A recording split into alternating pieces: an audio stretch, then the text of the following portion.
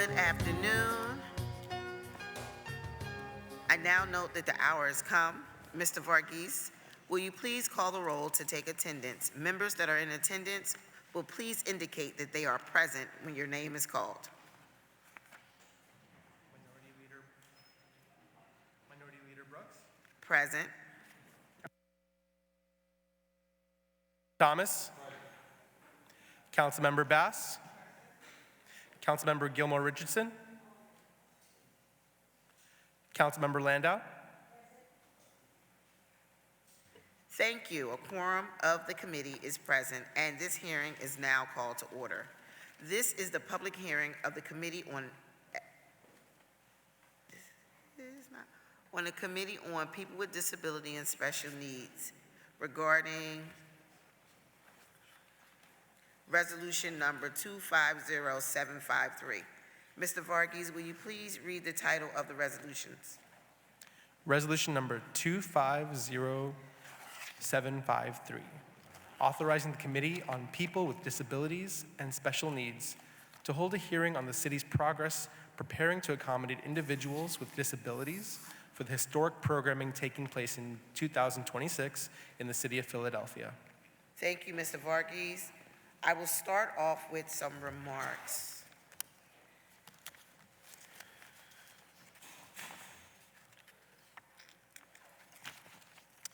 Good afternoon, and thank you all for being here today for this public hearing of the Committee on People with Disabilities. This year, we're celebrating the 35th anniversary of the signing of American with Disabilities Act. The ADA prohibits discrimination and segregation in public places, and it was won by a movement of people fighting to be seen and heard by their government. America has a long history of treating people with disabilities as less than human. For decades, people with disabilities have been organizing, educating, and advocating for fair treatment. And while we have made some progress, there is still so much to do. 2 years ago, I led an effort in council to change the charter to make sure the Office for People with Disabilities is permanent, because I know how important it is to ensure accessibility is woven into all aspects of city function. I know from decades of working with people with the disability community that accessibility in our public spaces is often an afterthought, if even considered at all. And I see that discrimination against people with disabilities continues to be widely accepted in city government.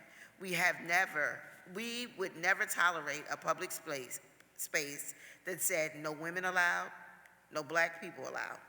And yet we frequently tolerate public spaces that are impossible for people with disabilities to access. The City Hall subway station is a perfect example. There is no way for someone using a wheelchair to come to City Hall by subway. City Hall itself is often challenging for people who use wheelchairs to navigate. And while this isn't one person's fault, we need to all do better to proactively making spaces accessible. That is why this conversation is important. As a city, we are spending a lot of time and a lot of money this year to make sure we are prepared for the major events of 2026. We are expecting millions of visitors and $2.5 billion economic impact. We want to be ready for the spotlight. So we're investing over $120 million in public funding to prepare. The energy and excitement are building, but many people in the disability community feel shut out. In this hearing, I will be asking, is our city prepared to welcome the 1 in 4 Americans who have some type of disabilities? How do we know? What standards are in place to ensure that our public events are accessible? What safeguards will prevent organizers from ignoring people with disabilities, as has happened many times before?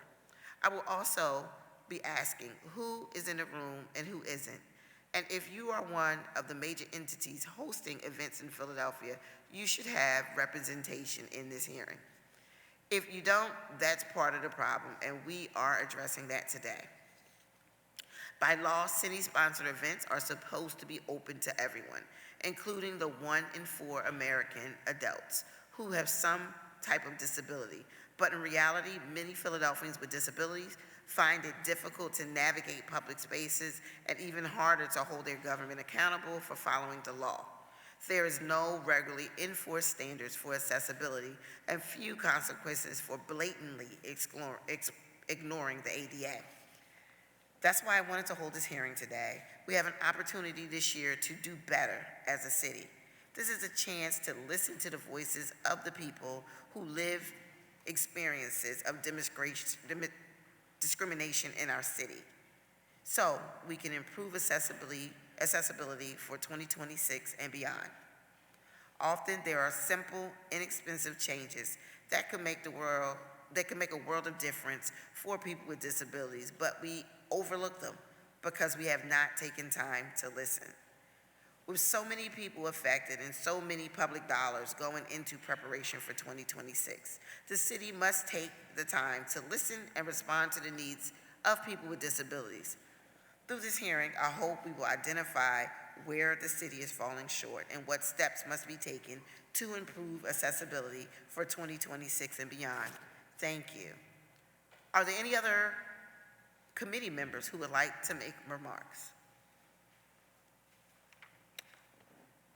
Mr. Varghese, will you please call the first panel we have to testify this afternoon on this resolution? Will the first panel please come forward? Michael Numuse, Adrian Moore, Kristen Del Rossi, and Meg Kane.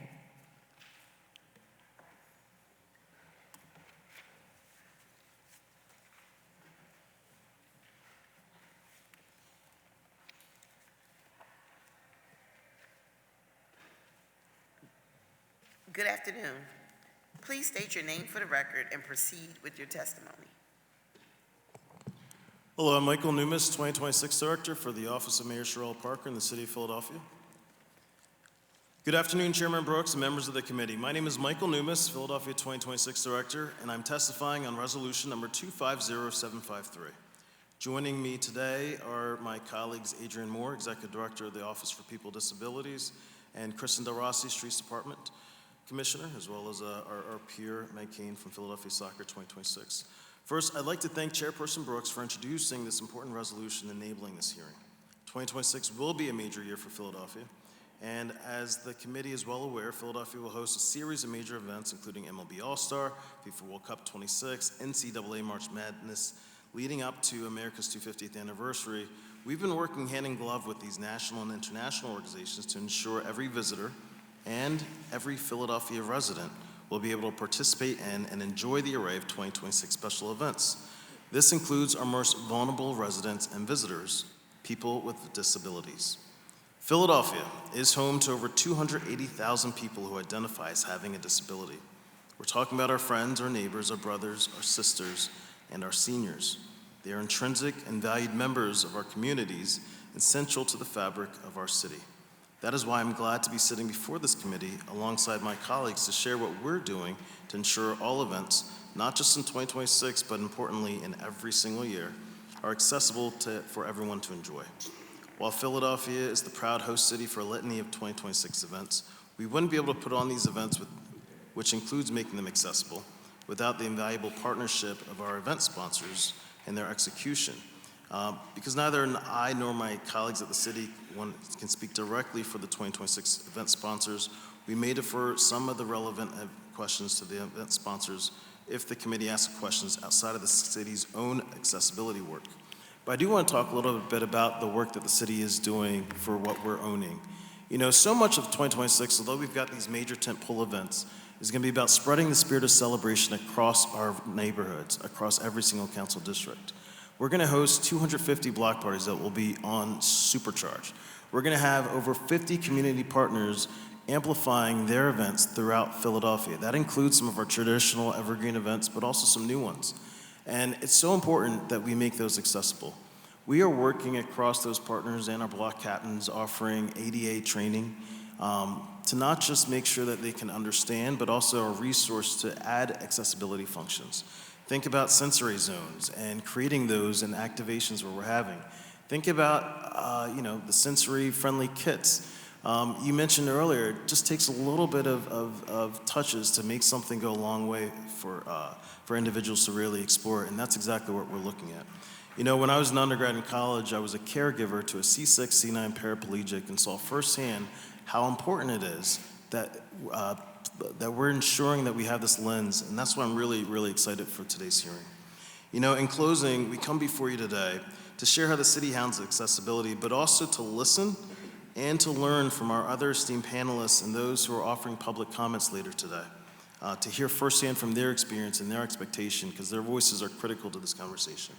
And of course, to glean insights and wisdoms from the members of this committee. We look forward to everyone's ideas. On that note, I'd like to pass it along to my colleague, Adrienne Moore, who can speak to the details of the city's accessibility work. Thank you. Thank you, Michael. Good afternoon, Chairperson Brooks and member of the committee. My name is Adrienne Moore, and I am the Executive Director of the Office for People with Disabilities. I am testifying on resolution number 250753. As Michael alluded to, Philadelphia's accessibility work is not a one-time thing. It's not just for 2026. At the Office for People with Disabilities, accessibility is not an afterthought. It is the foundation of equity, inclusion, and civic participation in the city of Philadelphia. We believe that every resident, regardless of ability, deserves full access to public life, cultural experiences, and city services. Accessibility is not just a legal requirement. It is a moral imperative and a reflection of our city's values. In our office, accessibility is not an option. It is a civil right, a legal mandate, and a reflection of Philadelphia's commitment to equity and inclusion. Our work is grounded in federal, state, and local laws that affirm the right of every resident to participate fully in public life. This includes the Americans with Disabilities Act of 1990 and the Rehabilitation Act of 1973. Together, these laws require that public programs, services, and spaces be accessible to people with disabilities, physically, programmatically, and digitally.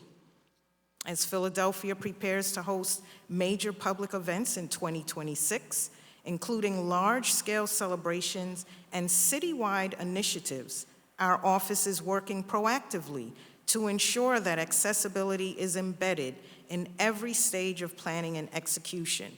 We are collaborating across departments and with community stakeholders to ensure effective communication, a welcoming environment for all, and to uphold the highest standards of universal design principles.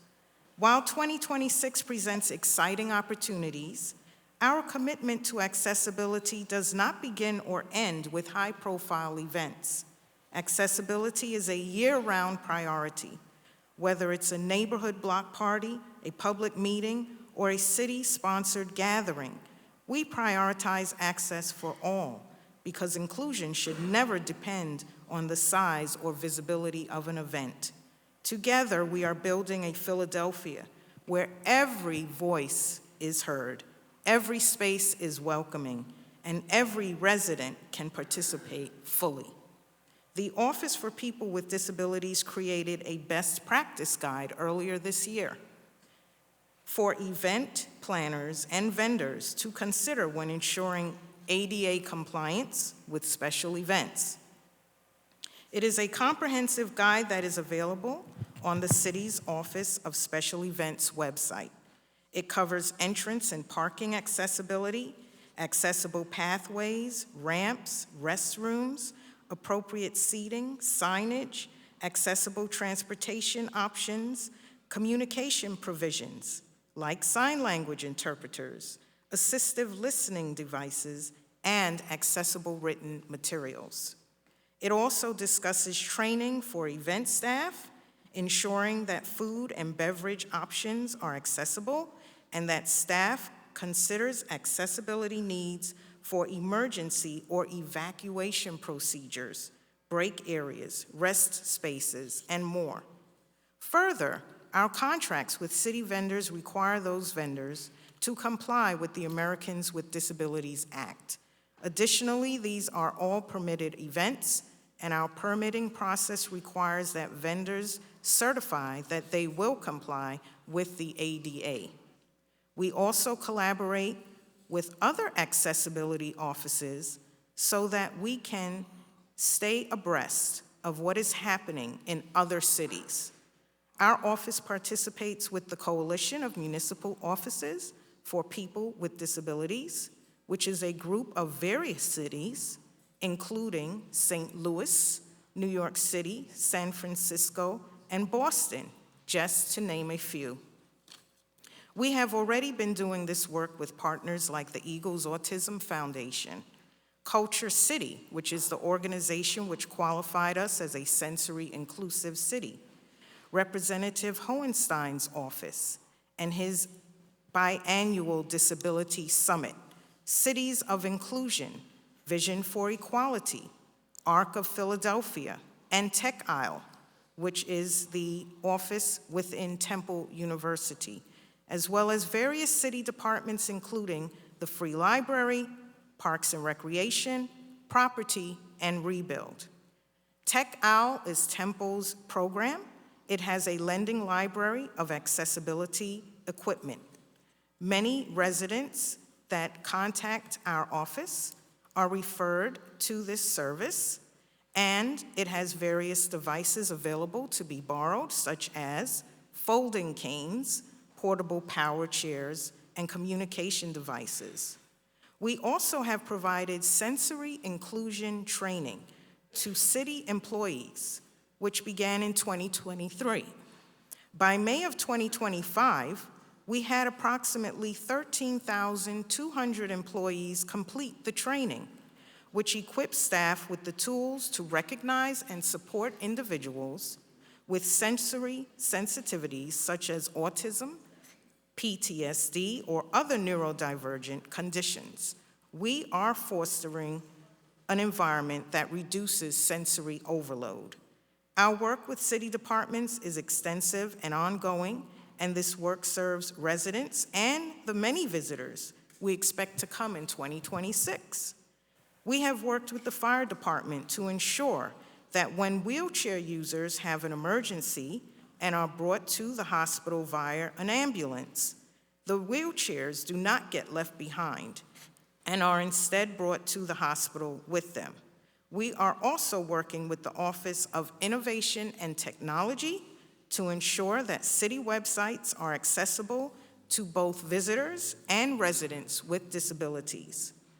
We have worked with the airport, which recently hired its own accessibility coordinator, which is fantastic.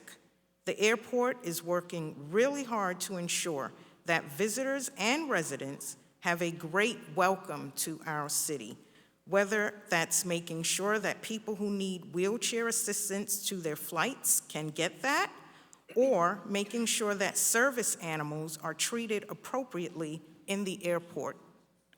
With our ADA unit project in 2023, we worked with libraries and Parks and Rec to make accessible improvements such as accessible signage and grab bars in restrooms. We also have installed over 600 accessible signs in City Hall with raised, tactile, and Braille lettering. All of these improvements have increased accessibility for residents and visitors in the city.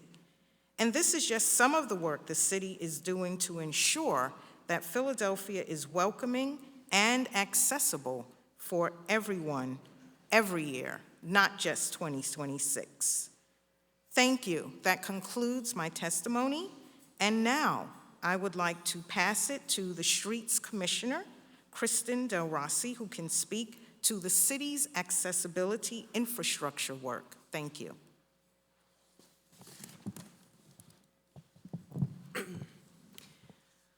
Good afternoon, Chairperson Brooks and members of the committee. My name is Kristen Del Rossi, and I am the Commissioner for the Streets Department. I am testifying on resolution number 250753. The Streets Department is responsible for ensuring that all public right-of-way is accessible to all users. As such, we review plans and improve our right-of-way with ADA ramps and accessible signals. As you can imagine, this is quite a large but impactful job, since Philadelphia has more than 2,500 miles of roadway and over 20,000 intersections. As you have heard from my colleagues, our commitment to accessibility does not begin or end at high-profile events. We are working hard every day to improve accessibility in Philadelphia. I am pleased to share that in fiscal year 2025, 1,696 ramps were constructed for a total of 2,645 over the past 3 fiscal years. And our ADA ramp work continues now in FY26. Specific to preparations for 2026, I'd like to highlight the interagency coordination occurring to prepare Lemon Hill to host the FIFA Fan Festival for the World Cup. Our contractor, James J. Anderson Construction Company, is scheduled to begin milling and paving operations around Lemon Hill this week. Work will take place during daytime hours, and milling is expected to last approximately 1 week. Once milling of the streets is complete, Anderson will proceed with the bump outs and curb line modifications at Sedgley and Poplar Streets, followed by paving and line striping. This work also includes the construction of sidewalks, which also incorporates the construction of ADA accessible ramps. At the same time, Streets is coordinating with Philadelphia Parks and Recreation to finalize the location of a new water service to the Lemon Hill area. That work is anticipated to occur this month. Our goal is to complete the full Streets Department scope of work at Lemon Hill by late fall, allowing time to address any punch list items before the end of the year or early 2026. This type of coordination is not only for Lemon Hill, which will see most of the infrastructure improvements previously mentioned, but also for the sports complex, Old City, Independence Mall, and all the neighborhoods celebrating the 250th anniversary of our nation and the FIFA World Cup. This also includes coordinating a transportation plan between the City of Philadelphia, PennDOT, SEPTA, SEPTA Access, formerly known as CCT Connect, and all the ride-sharing companies, which will allow the 2026 events to be transit accessible for all who wish to attend.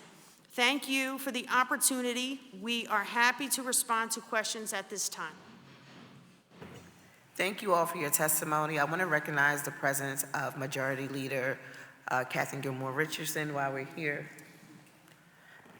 So I have a few questions for the panelists, but before I open up,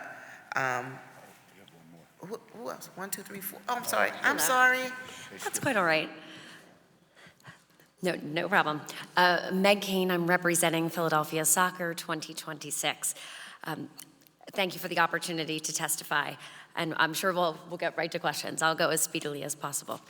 FIFA World Cup is more than just a global sporting event. It's the celebration of soccer's unifying power to transcend borders, cultures, and backgrounds.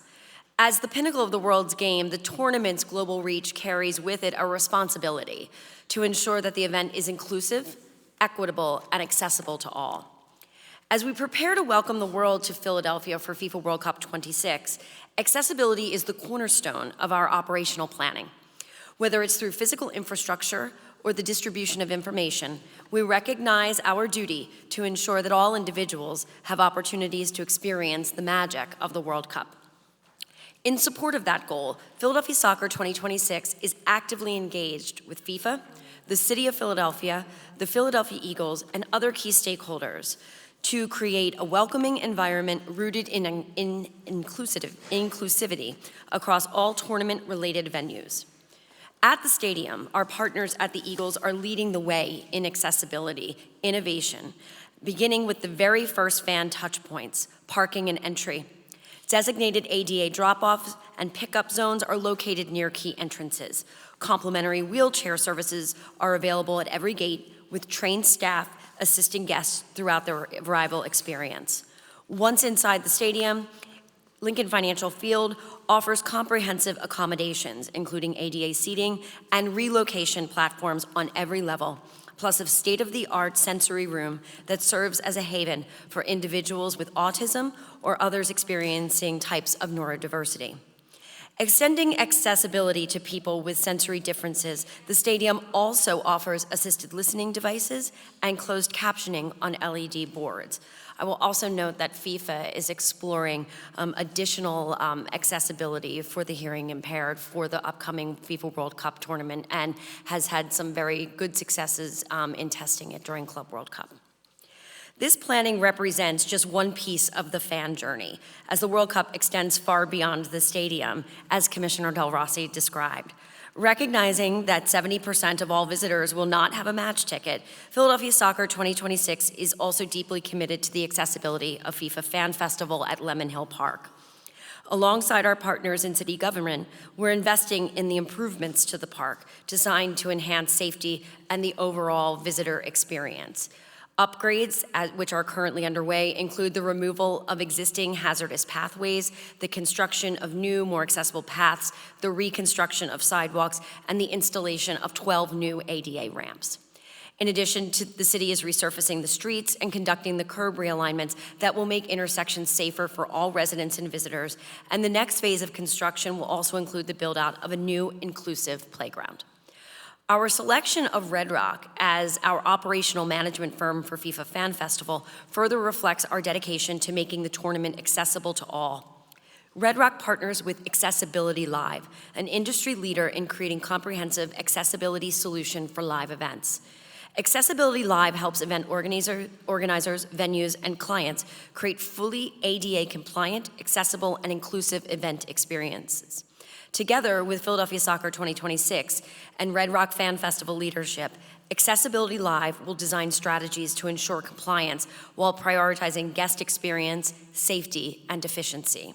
Our shared focus will include, but is not limited to, assisted listening systems, ASL interpretation, service animal verification, accessible viewing platforms and seating areas, dedicated access centers and guest services, ADA-compliant restrooms, mobility assistance and shuttle services, and accessibility training for event staff and volunteers.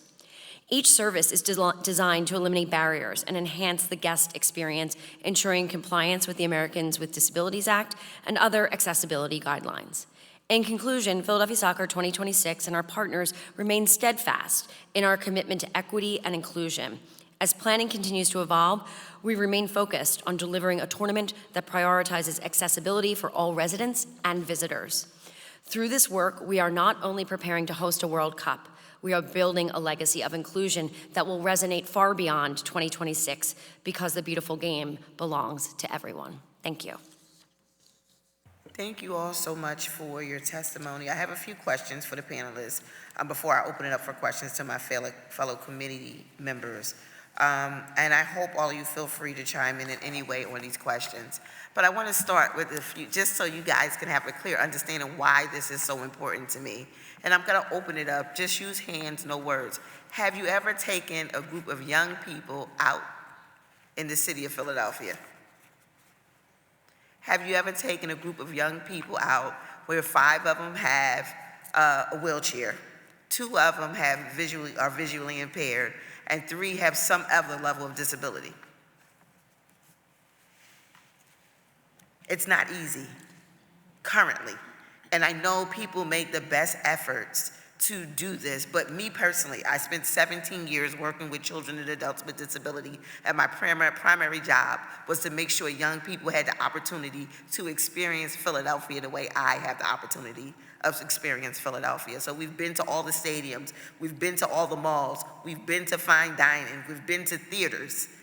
Every time we were hit with some level of a roadblock, even just navigating the sidewalks. Has anyone ever gotten into a wheelchair and tried to navigate any building that you go in frequently? It will change your perspective on what ADA is and what accessibility should look like in the city. I've done it. I haven't done it yet in this building, but my eyes are so clear to it, I can just look at a building and be like, yep, this not gonna work. That is the lens that the folks that are coming to me are talking about. That is the lens that I'm entering this conversation with, and I'm really excited because I think I brought this up in individual meetings with folks, and you know this has been like one of my #1 issues since I've been elected because of the real experience that I've had. So my questions are grounded in that. For us to make sure that we're hearing for the folks in the room. And some of the people that I just mentioned in these groups are adults now, and they're in this room. So I have a responsibility to advocate for the young adults that push me to my limits. Anywhere they said they wanted to go, I had to make it accessible for them to go. And it was a lot of heartache and pain having a bunch of teenagers that want to do something as simple as go to a restaurant, and they said it's accessible, and we get there, and we can't get to a table. Or the bathrooms, they can't get in. Or they said it's an elevator, but it only fits certain types of wheelchairs. And we have to rearrange our whole event because what they said was accessible really wasn't. And I just want us to be prepared for that platform when we come. Michael, you talked to the number of folks with disabilities in our city, and many more will be coming. And we want to make sure that our city is really welcoming to all Philadelphians and visitors that want to enjoy this amazing year that we're going to have in our city. And I want families to be able to navigate it because I started with disabilities, but however, if you have a stroller, that's a more visible thing. It's just as bad. I had a double twin stroller trying to navigate something, and it was like, I'd rather not go. And we don't want that to be the case. So with that in mind, I just want to kind of frame that for the questioning so you have a perspective on where I'm coming from. So my first question is for Director Moore.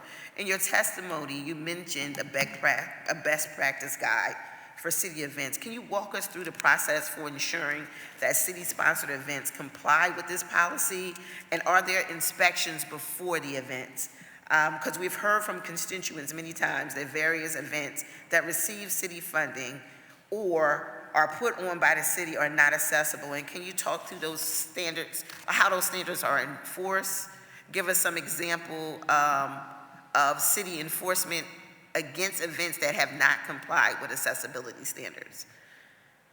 Yes, so Councilman Brooks, my office works with special events with regards to city events. And according to the contract that is used for vendors and event planners, they agree to comply with ADA. If there are any vendors that do not in the event apply these guides to the planning process. Well, first of all, in the meeting with the vendors, an ADA plan is usually presented. So that's number one.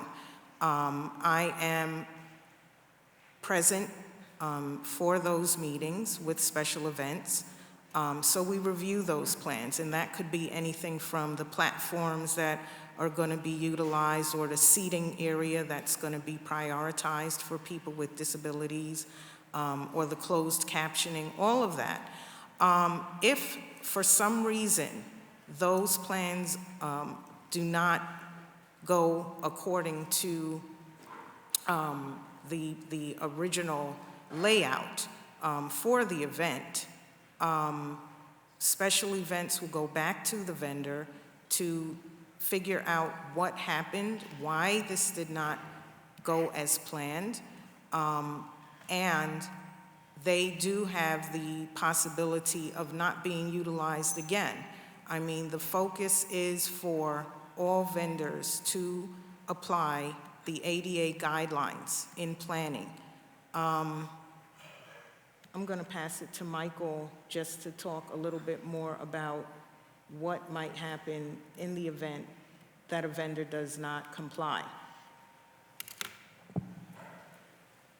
So the Office of Special Events would really be the person to enforce that element, which is run by my colleague Giselle Jones, who's not presently here. So we could follow up in writing with the response from that specific lens, because I don't want to misspeak for Giselle's domain about what happens if a specific vendor does not comply.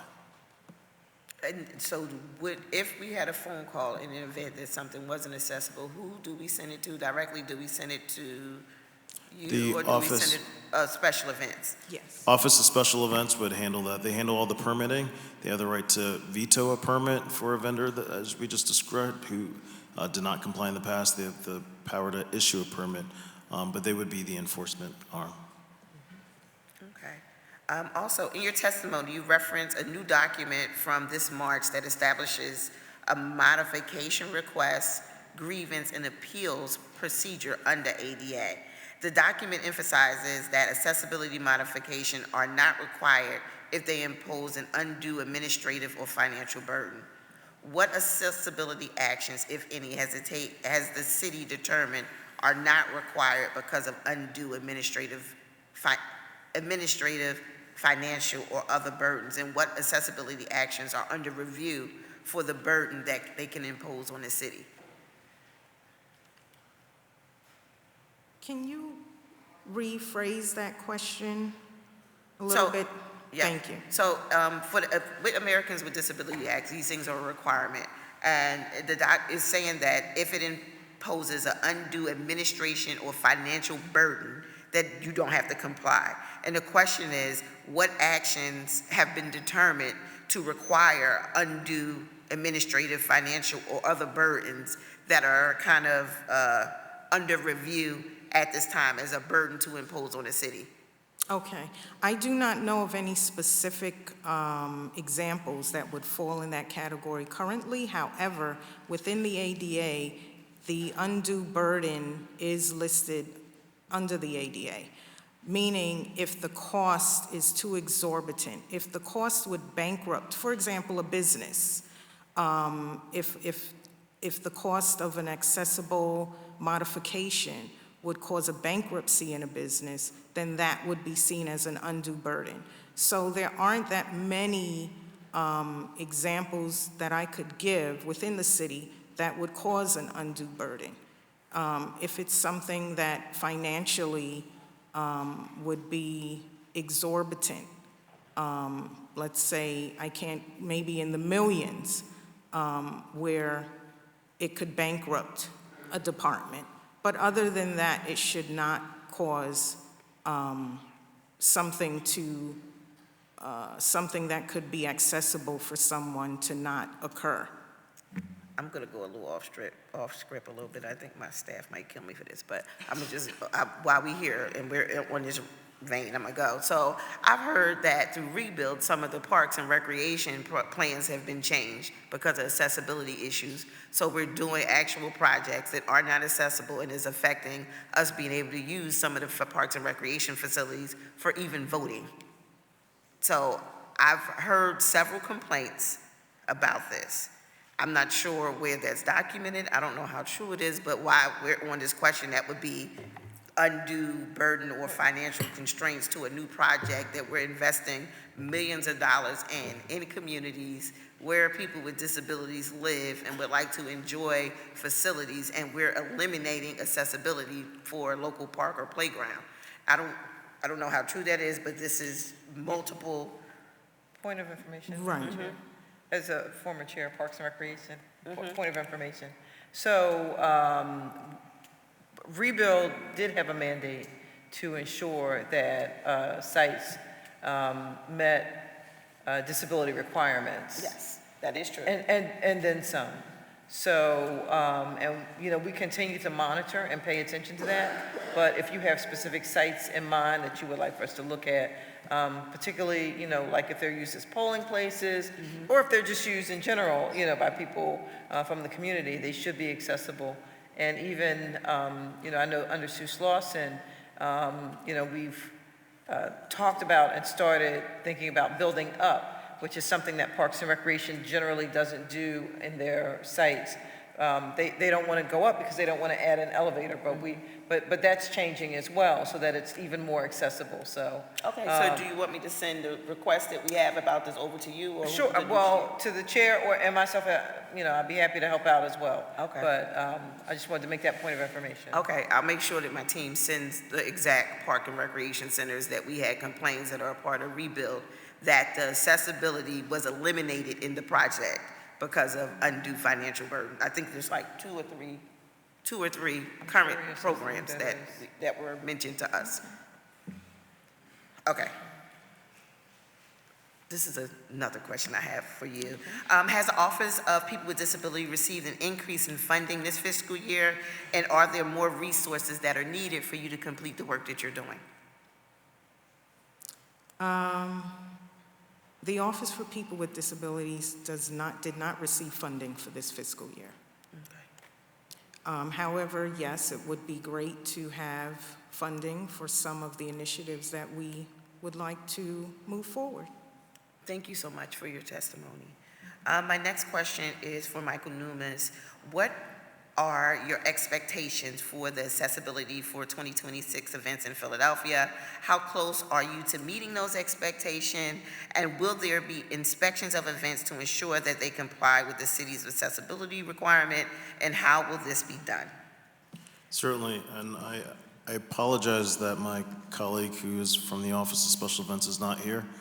The colleague that actually executes on the actual events and their inspections, whose team goes out to ensure these compliance, because it's an important question. You know, I'll say my expectation for the 250th birthday of the America for Philadelphia is that we do imbibe the spirit of welcoming everyone, because welcoming people, all peoples, in Philadelphia's DNA, and it can't be limited to just individuals.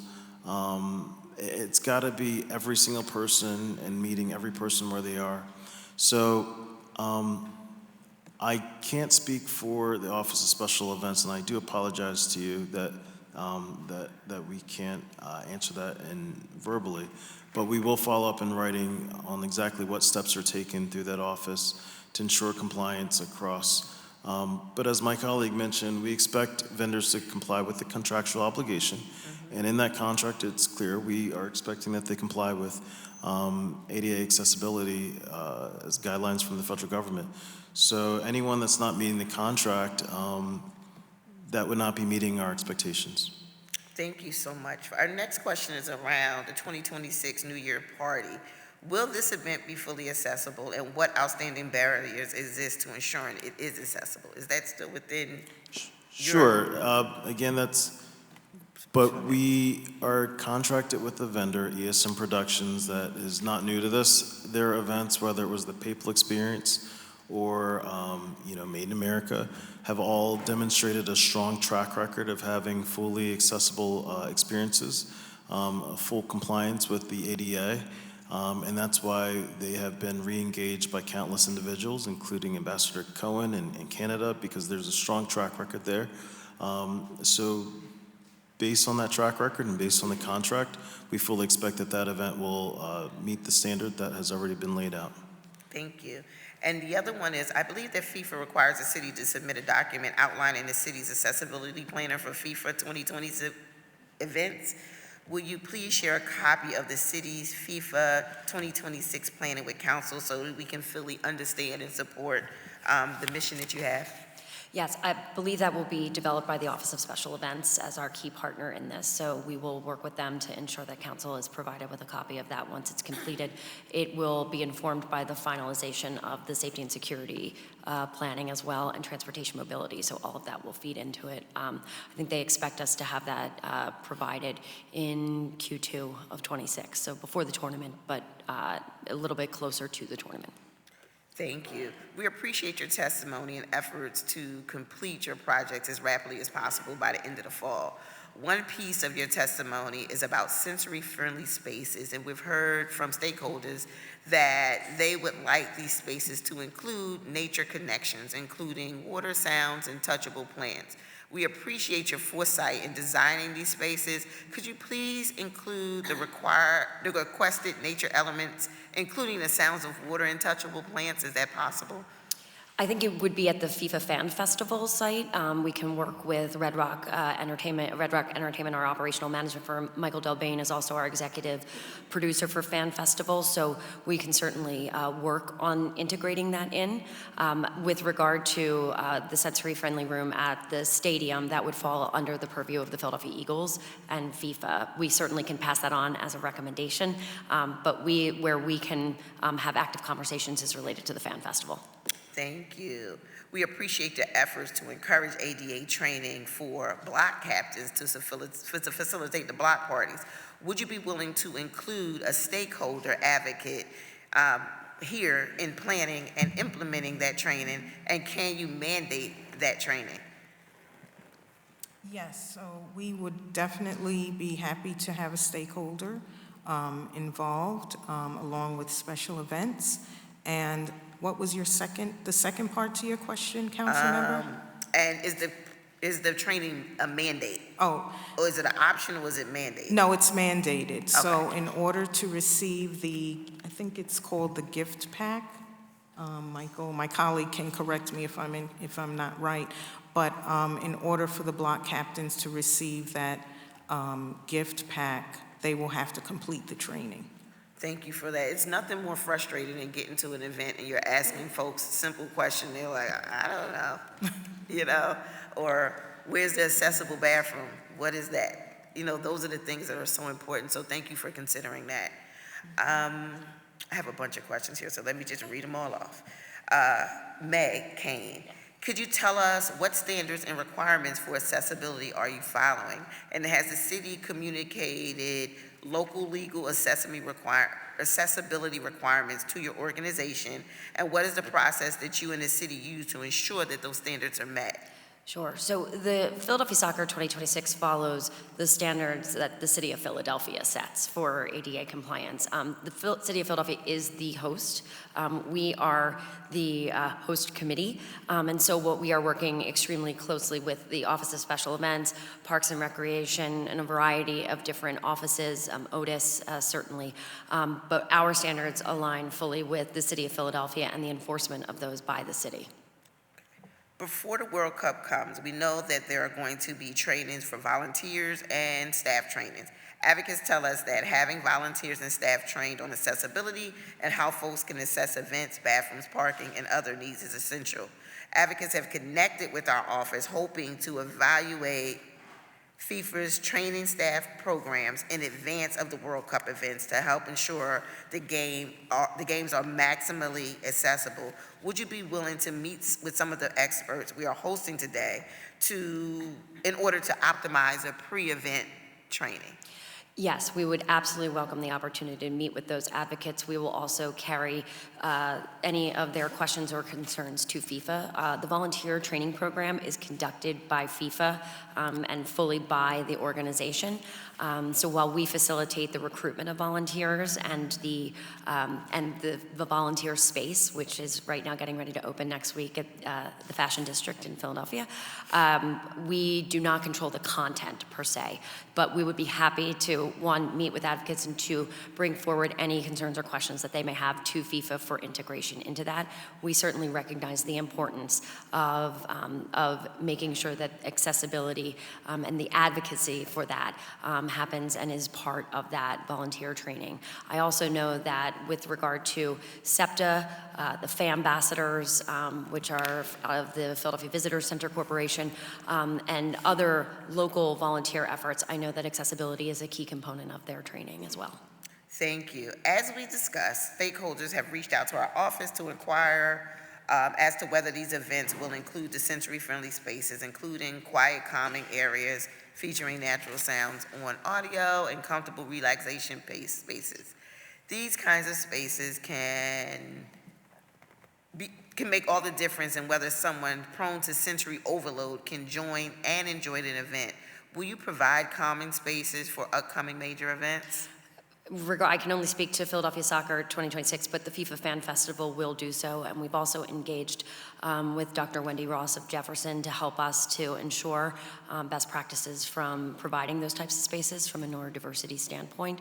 And again, the sensory-friendly room at the Philadelphia Eagles Stadium is already in place. I believe they are, it will likely provide the same type of accessibility and areas that happen during concerts, Eagles games, anything that happens at the stadium.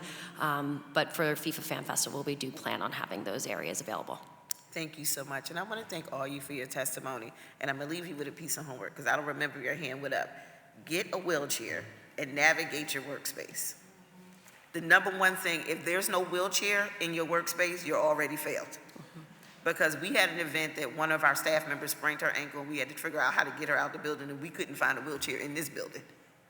So we have to do better. You never know when incidents happen, and we have to be proactive because once you experience it, it will change your life. Even if you just navigate your regular work day in a wheelchair, it will help you understand the importance of accessibility for people's everyday life. So that's the only thing I ask of each one of you, and you'll understand what I'm asking for even better.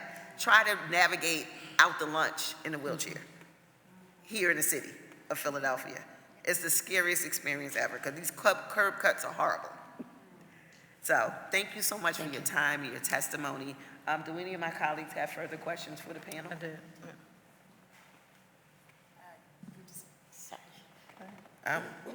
You're next. Go ahead, Cindy. Oh, okay. All right, thank you so much. Thank you. Thank you so much for being here. I just have a few questions, and I apologize. I have a 2 o'clock, so I have to leave shortly. But I just want to say a couple of things. So, I wanted to really underscore the chair's commentary around how hard it is to navigate if you're in a wheelchair or if you just, have issues in terms of walking or being ambulatory. Anyone who's ever seen me on a weekend usually sees me with someone who is somewhat disabled on a cane, and that's actually my sister. So we're out, she's usually with me at events in the evening sometimes and on the weekends. And the amount of fear of falling because the streets and sidewalks are so bad and so difficult to navigate.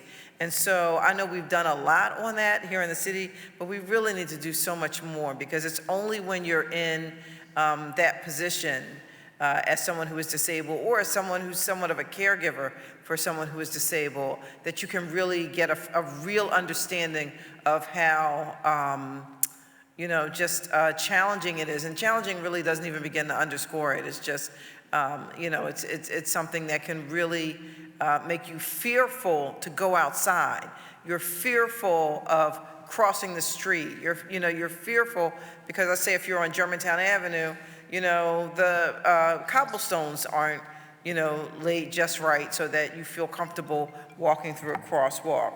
And I also have had my father-in-law who was in a wheelchair. So I've done the gamut in terms of having an understanding of how difficult it can be. But I wanted to say around next year, as we get ready for, Philadelphia, the big welcoming, so many folks coming into town, and just being tourist ready in places like Germantown and Chestnut Hill and other areas where there are those cobblestones. When you come up, starting at Germantown Avenue or Broad Street, in Nicetown, when you're coming up all the way up to the top of the hill, those cobblestones are in bad condition. But it is a very historic area. Michael, we know that you have worked with our office in being so generous to give money to Philadelphia, Germantown 250, so that we can have activities, we can, entice people to come to that part of the city. We don't want everything downtown. Downtown's great, but we want uptown too. We want to see some folks come through and see Philadelphia's history and see all that we have to offer. And so to do that, we really need to ensure that they can navigate those streets and understand, we need to understand how difficult it is as it stands right now. And so you know, we've done a lot around ADA curb cuts here in the city, but, you know, that's great, but it's no good if you can't navigate the sidewalk. And so I use that as a particular example for a young lady who's in my district and who is, has significant disabilities and needs to be pushed in a wheelchair by a parent, and they can't navigate the sidewalks. So it almost is like it like traps them in their home, that you know, you almost can't get out because you can't even get down a block. You can't go around the corner. You can't, you know, really be any place that you might want to be. And beyond that, the other issue we have, and I don't see the parking authority here, but when we talk about, you know, folks with disabilities, we leave out the parking authority way too often because sidewalk parking just drives me insane. The lack of consideration for people parking on sidewalks and not recognizing that somebody can't get down the sidewalk because you put your big old SUV up on the curb, you know, like something has to happen with having the parking authority engage and thinking about it as an issue for those from the disabled community, from those who have disabilities. So, so I say all that to say that, you know, I'm looking forward to seeing how we're going to make sure that Philadelphia is a place that can be navigated by everyone when it comes to next year. And I'm certainly willing to, you know, lend my assistance in any way possible. So thank you so much. Thank you. Thank you. Thank you. First, I want to thank the chair for hosting this meeting. I think this conversation is essential. It is unfortunately one of those issues, Chair Brooks, that we have to bring to the forefront because of our past history where we can't, we don't have the confidence and the trust that these issues have already been taken care of. And that's kind of where I want to start. And this focus between you and our colleague Isaiah Thomas of just focusing on 2026 and making sure that it's accessible for all is so essential. You know, I've been doing this work for a long time as well, working more in the compliance area, making sure that the city is open and welcoming for everybody throughout our very, very diverse disability community. This is certainly people who use wheelchairs and other ambulatory devices, but it's for folks who have vision concerns or variety of other disabilities, and we need to make sure that we're seeing the full spectrum. And that's why it's so great that this room is packed with experts who are not only people living with disabilities, but also folks who are advocating for them or people with disabilities who are advocates as well. So they're the experts. I can't wait to hear from them. But before you guys go, I have some questions for you.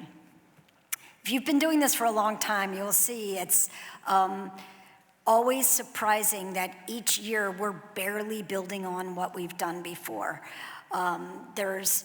We correct things of the past. I remember when our good friend Chuck Horton back there was the head of the Office of Disabilities. His job was to go out and measure doorways at the rec centers to see whether or not they were large enough. That should not have been his job. We needed to figure out very quickly that our doorways needed to be extended and just do it. It is much easier.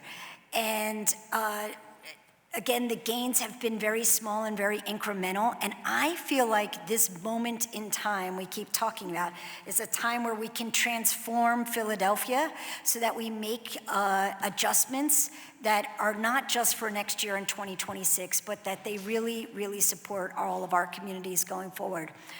So one question that's always gotten to me that I have to ask you about is really coordination. Not just coordination of all of your efforts, of everything having to go into 2026, and whether it's streets and FIFA and whatnot, but very importantly also coordination of other development and construction that is going on at the city at the same time. We all know it is illegal to block all four corners of a crosswalk with construction, construction, construction, construction. But what will happen in Philadelphia, certainly in the past, maybe not as much now, we go through a boom, everybody starts building, and you can't cross the street. It is impossible for folks to navigate the streets, and it is illegal, it's wrong, and it's always just taken a little bit of coordination to make sure that we know what's happening, that we know that the north side of the street is blocked off, so let's make the south side very accessible. One of my concerns is as we start to focus on 2026 and building up there, that we're not paying attention to the other projects that are happening. And so who is going to oversee the coordination of everything that's happening, Center City and in all of our neighborhoods, to make sure that our streets and sidewalks are accessible? That's question number one. Thank you for your question.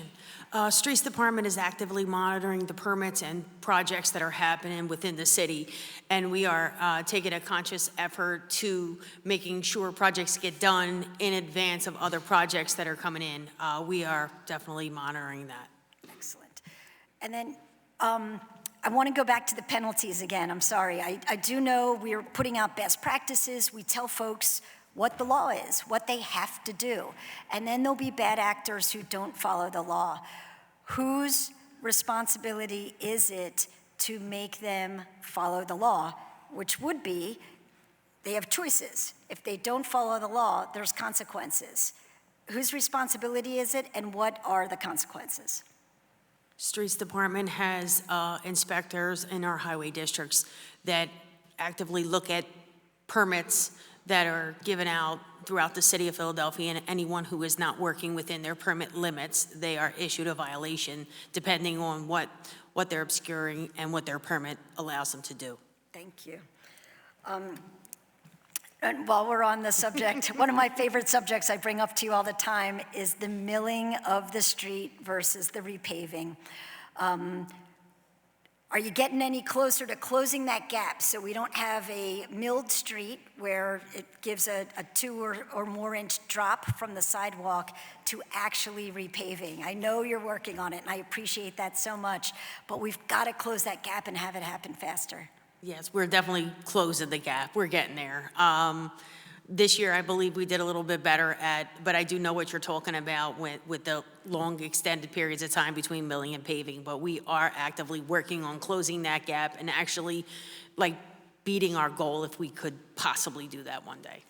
I think you talked about having the same company up near Lemon Hill both mill and pave. Yes. Is that helpful? It's the same company. They could almost come in behind themselves. They do. Sometimes it could be a little easier when it's the same company because then we don't have to coordinate between 2 different contractors. They can mill and then they can jump right in and pave right after they're done milling, and we don't have to do the coordination between 2 other companies. It just so happens to be that's who we have on contract. Okay. And then a little bit shift back to, thank you for that. Appreciate that. I'm still rooting for you. We can do this. Going back a little bit more just to 2026 in general, we've got lots of ambassadors. We want to make sure all of them know about every accessibility area or protection we have for folks. We need to make sure that there's not just porta potties on the street, that there are accessible ways to go to the bathroom. We have to make sure that there's clear signage for folks in a variety of ways. What is the expectation of how people will receive materials? Is it a written pamphlet? Is it an app? How are people going to know how to navigate Philadelphia for all of these festivities? I can. We'll jump in together. So from a Philadelphia Soccer 2026 perspective, wayfinding is a critical component of our planning efforts throughout the city. And that wayfinding will be informed by a variety of different things. One will be accessibility, and it will also be part of what the volunteer work will be, that there will be those that are able to, it won't just be reliant on signage, it will also be people who are either vocalizing, can be able to speak multiple languages. We are obviously going to inform some of our wayfinding and some of our planning around when we find out which teams are coming from a linguistic standpoint, but from an accessibility standpoint, we will also layer that into the wayfinding that will go into that. We will, and from that perspective, the wayfinding is something that we will have very much throughout the city because we will be moving people to and from SEPTA and public transit. We will also be moving them to and from Lemon Hill, and then how to move people, in, as I like to say, this is an and both endeavor. So if you are here for soccer, we also want you to go to the historic district. We want you to go out to the neighborhoods. We want to, to make sure that there's ways that we can do that. Accessibility is rooted in that wayfinding. To how we are arming the volunteer corps, again, that lies with FIFA in terms of what they will have. I believe, though, that from a FAMbassador standpoint, I won't speak for Catherine Ott-Level and her team, but from FAMbassadors and SEPTA, I believe there's a lot of online resources that are provided, and certainly we are evaluating as a Philadelphia Soccer 2026 how to supplement that, but not reinvent the wheel. Yeah, and I think based on that question, going back to Philadelphia 250 and prioritizing even some of the in-person trainings that we're doing, although I won't speak for them, to make sure that this is a lens. But obviously the city also includes, across different departments, whether it's special events or airports, know before you go resources and press releases that we're turning out and including on phil.gov. Okay. I'm not sure I fully got the answer. I would just, anything in writing needs to be fully accessible to folks, and anything digitally also needs to be fully accessible as well. Fully understood. Okay, and the last thing, if you haven't taken the Chuck Horton tour of this one yet either, make sure you take the tour of the SEPTA bus that is down underneath 12th and Market, where people get to practice getting on the bus. They can practice getting on the bus with their wheelchair. They can practice getting on a bus if they're cautious for whatever reason. There's a lot of things that they can do down there that will get them ready for the big experience. Thank you so much. Thank you.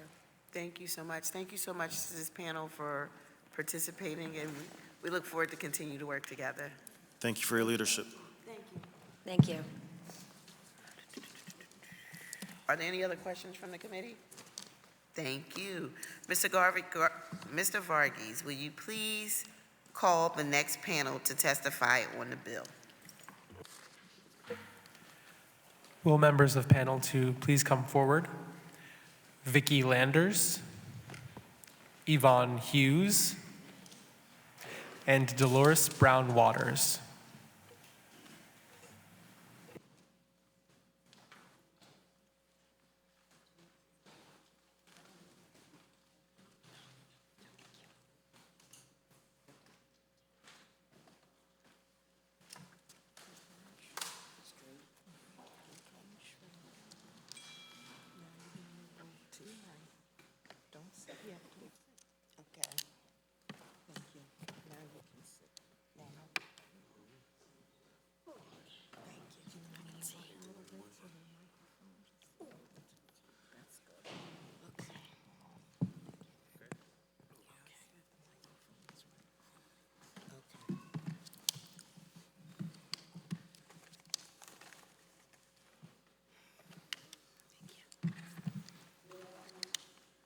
Good afternoon to this panel.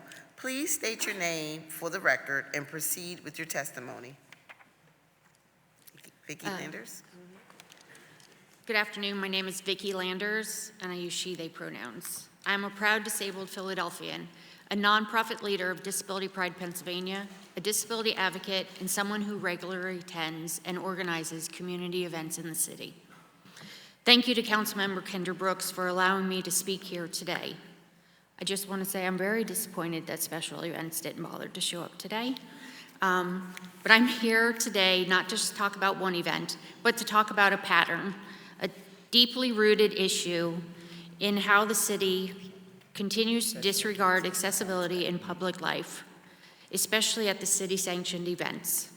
Let's start with one recent example, the Christmas Village in Center City. Every year, Dilworth Park and Love Park are transformed into a festive marketplace filled with lights, music, vendors, and holiday cheer. And every year, it is blatantly inaccessible. The uneven ground and oversized cable covers make it a nightmare for anyone using a mobility device. Booths are often too high to reach or too cramped to approach. There are no clear navigation for blind or low vision attendees, and little to no accessible seating. Portable restrooms are not ADA compliant, and no adequate signage for accessible restroom areas. But these are not minor oversights. These are barriers, literal and figurative, that prevent people with disabilities from participating fully in the city life. This is not just about one event. This is about the city's systemic failure to enforce its own accessibility policies. I've been through the city's event planning process, and the truth is, accessibility is not even a part of the conversation. There is no required accessibility plan, no checklist, no mechanism for proactive inclusion. It's not even an afterthought, it's just absent. It's not the fault of individual organizers. That failure sits squarely on the City of Philadelphia. By not embedding accessibility into the event application and approval process, the city is effectively giving permission for exclusion. You can't expect inclusion if the foundation isn't built to support it. The responsibility does not and should not fall solely on event producers. This is a systemic issue, and the system starts at City Hall. If food trucks can be fined or shut down for health code violations, why are event producers allowed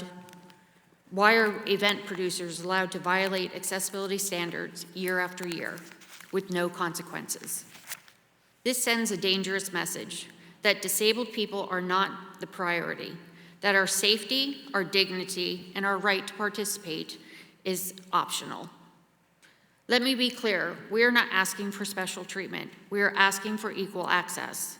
And under the Americans with Disabilities Act, we are entitled to it.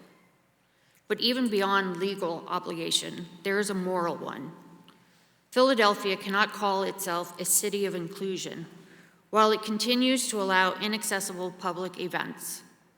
If you say we're all welcome, then make sure that we can all get through the door, or to the booth, or to the stage, and to the bathroom.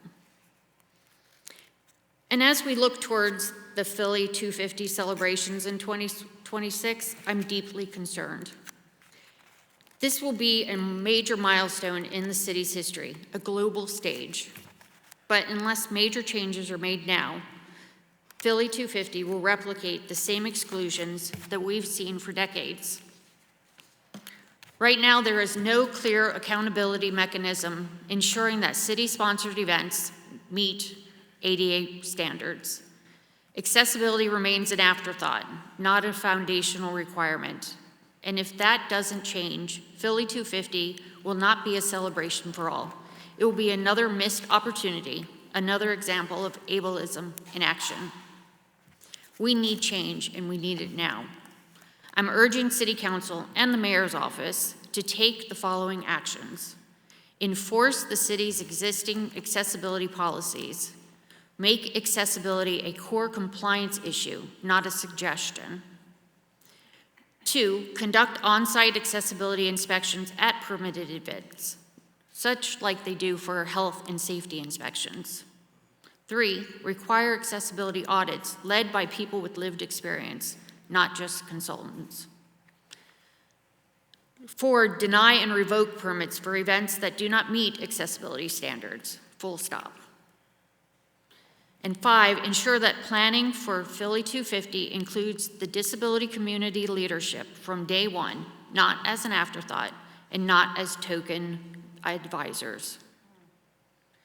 The social model of disability reminds us we are not disabled by our bodies or minds. We are disabled by the barriers society puts in front of us, by the stairs where there should be ramps, by the silence where there should be captions, by the lack of investment where there should be intention and care. Access is not a privilege, it is a civil right. I urge you to take responsibility as leaders, review and enforce accessibility policies, require audits, involve disabled people in planning and oversight, make access non-negotiable, make your events accessible because they're not. And I include everybody in that. So I leave you with this. If your version of one Philly, a united city, does not include disabled people, it's neither one Philly or united, and it's not the Philly we deserve. Thank you. Thank you so much for your testimony. The next person, please proceed and state your name for the record and proceed with your testimony. Okay. Yvonne Hughes, yes. My name is Yvonne Hughes, and I am an advocate, activist, minister, teacher, and I wear a few other hats. One of the things, I just more or less piggyback, because Vicki said a lot of things. I'm also a blind individual, and I get a lot of complaints, and I mainly talk about a lot of things with the streets, because they were talking about that earlier, and I get the calls when a lot of our individuals, when they're working on the street and they put the barriers up and they cannot get to the pavement. And when they can't get to the pavement, the bus driver, they'll check to make sure. They drop them off, and then that person that is blind has to find their way back to where they can be safe. And I heard someone say earlier about the streets and the different things that are going on. When you are a visually impaired person, when you're in a wheelchair, when there's trash, when the sidewalk is not even, when it rains and that compliance piece was not put in and the sidewalk floods, then the wheelchair has to find another way, because they did not get with the compliance people to find out how much they needed to do to make sure that that sidewalk was put in properly. And a lot of times, and I heard a lot of things that went on today, and they talked about the different events. A lot of events we don't go to because they're not in compliance. And then when you try to get to a certain place, there's no one helping you because they feel they shouldn't. So most people don't go. I went to the horticultural, they had something, I think it was the Cherry Festival. Well, first of all, the truck, they wouldn't let us in. And then when they wanted us to walk almost 2 blocks to get up there to the horticultural building, which was right off of Montgomery, but they would not move. And we had to actually call management to come and help us to get in. And it wasn't accessible. They just decided, they said, no, you have to walk. So if you think sometimes where a lot of us with disability don't participate because we don't feel that you want us to participate because it's not accessible. And then when the flyer comes out and they invite you to an event, it doesn't say on that flyer that they're asking you to be a part of it. You have to usually let them know that you have a disability. Are you accessible? Are you going to have closed caption? Is there going to be an interpreter there? That should be done automatically. Anytime the event or anything that's being done, we should be included. Most of the time, we're not included. I don't know how many individuals with disability that are part of the panel, that are committee people, that take a place. When do they offer us a spot? You know, that if you almost have to prove something every time you apply. I help individuals with employment, and most of the time, if they put you in an employment position, it's either cleaning, wiping off the tables, picking up the trash. But they never sit down and say, what would you like to do? Are we included in the planning? No. Are we invited to the table? No. The only time they say we need volunteers, and most of the time with us with disabilities, we're going to volunteer because we like to be a part of things, not apart from things. Just because we have a label, we are not disabled.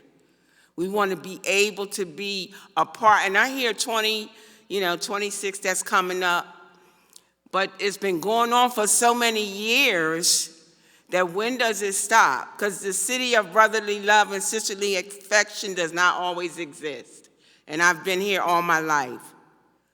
So I'm reaching out and talking to our city council, because most of the time, the only time you hear from the council, and it's coming up again, is voting time.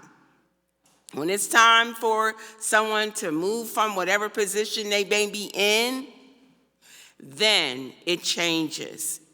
And sometimes when you go to the office and you ask, and it's constituent services, they do not know how to work with individuals with disability. And we usually have to go roundabout way. I go into the court system. They have ADA coordinators. Lawyers, people don't even know that ADA coordinators exist in our city that are here to support. But I wonder how many of us, even in our offices, have reached out to our ADA coordinators to make sure that the things that they're doing, they are in compliance. We get tired of every time something comes up, we've got to get in touch with the Office of Civil Rights, which is in Philadelphia. Or go back to someone else and say, did you reach out to the Disability Office of Pennsylvania? It's always, we don't get the due process until we decide that we want to press charges or something. And I think sometimes we just forget, disabled does not mean that you're unable. But if we've never given the chance to do anything, to be a part of something, you will never know. And they talk about the wheelchairs and different things. Do you know how hard it is to get into City Hall? Driving, and my paratransit didn't know Northeast Corner. So she didn't know where to drop me off. The last time I was down here, my CCTV now access left me because they didn't know where anything was. So when we're talking about accessibility, transportation is a big problem because City Hall, you got to ride around City Hall, but either way, you're still going to be let off in the street because there's no accessibility to get into this building. Unless you get dropped off in the street, they block the traffic, then they walked around. So I just want to make sure when we're looking, and Philadelphia can be a great place. I've been here all my life. I have great-grandchildren that are here. I was raised here, went to school here. When is it going to support those of us that have disabilities, offering us the jobs and not always going outside to get the people? And you have people right here in this city. So my concerns, and I heard a lot of things and being repetitive, is to make sure those of us with disability that we are at the table, that you really know how it hurts when we can't get our transportation together. It hurts when we can't get the jobs that we need. When all of those things that are coming up for 2026, make sure that we are considered for the job, for the place, and make sure, because you won't have to keep going back rebuilding if you start out right from the beginning. Thank you. Thank you so much. Next person scheduled to testify.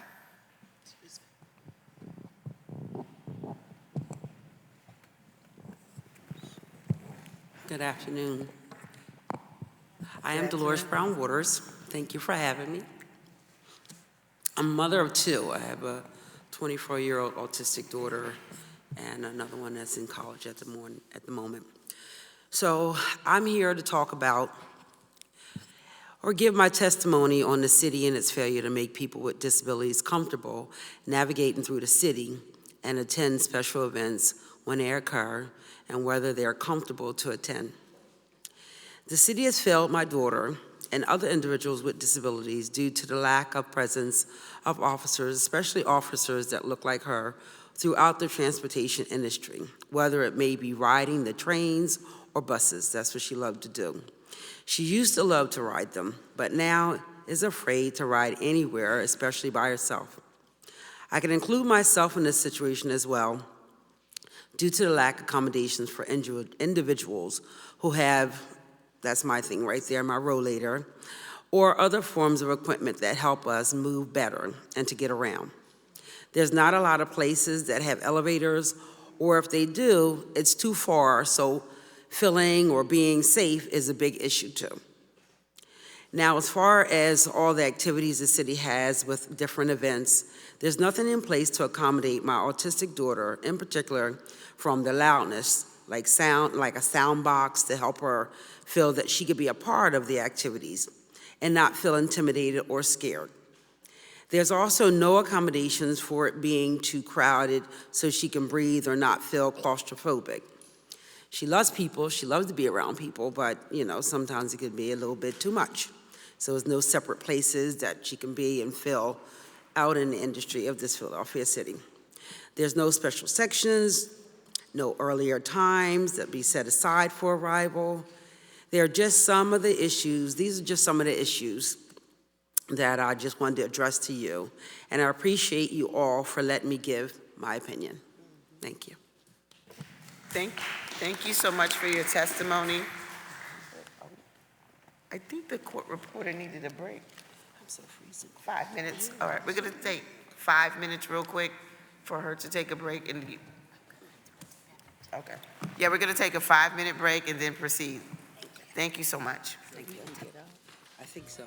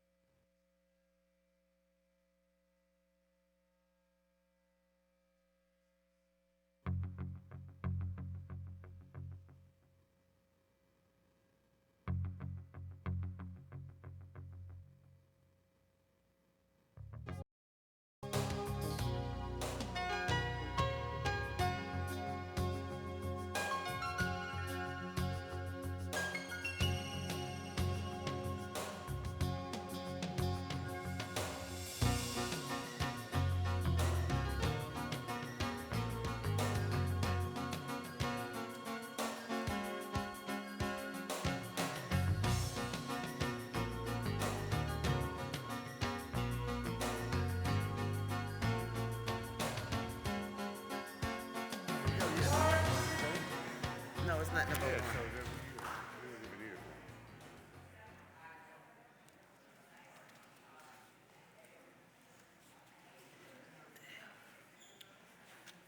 on. Can we have the last panel come up for questions real quick, and then we'll move on to the next? Vicky Landers, Yvonne Hughes, and Dolores Brown Waters. I think she went to the restroom. There she is. Did she leave? Let's see views.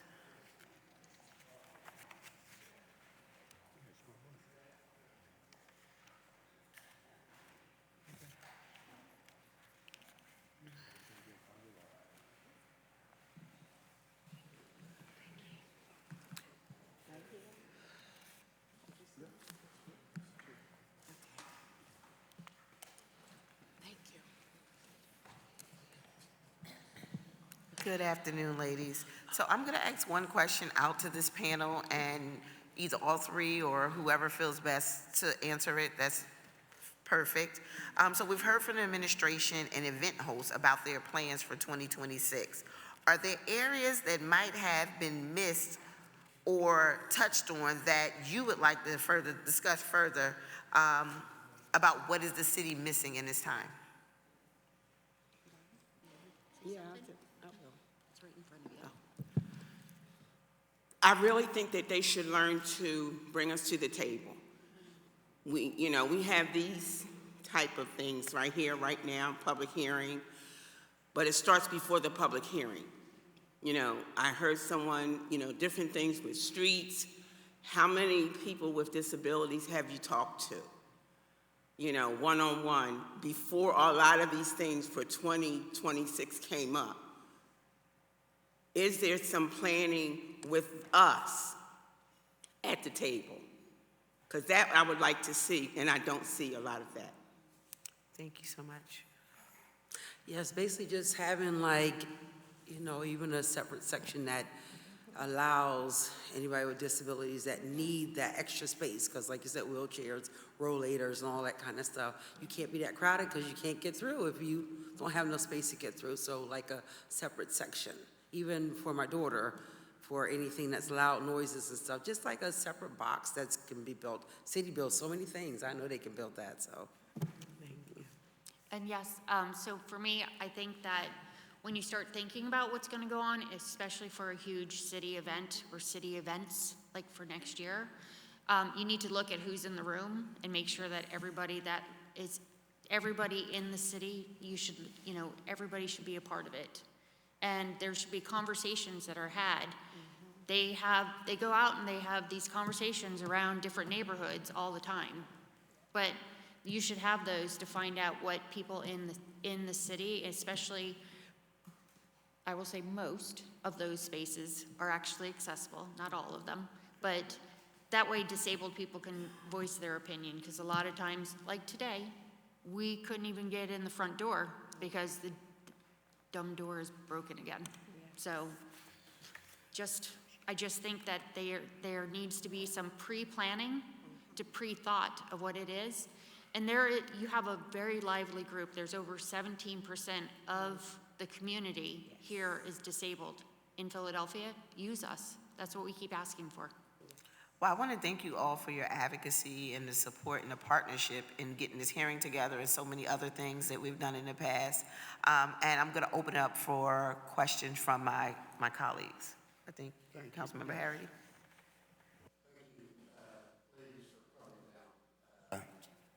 Yeah, there we go. We're better now.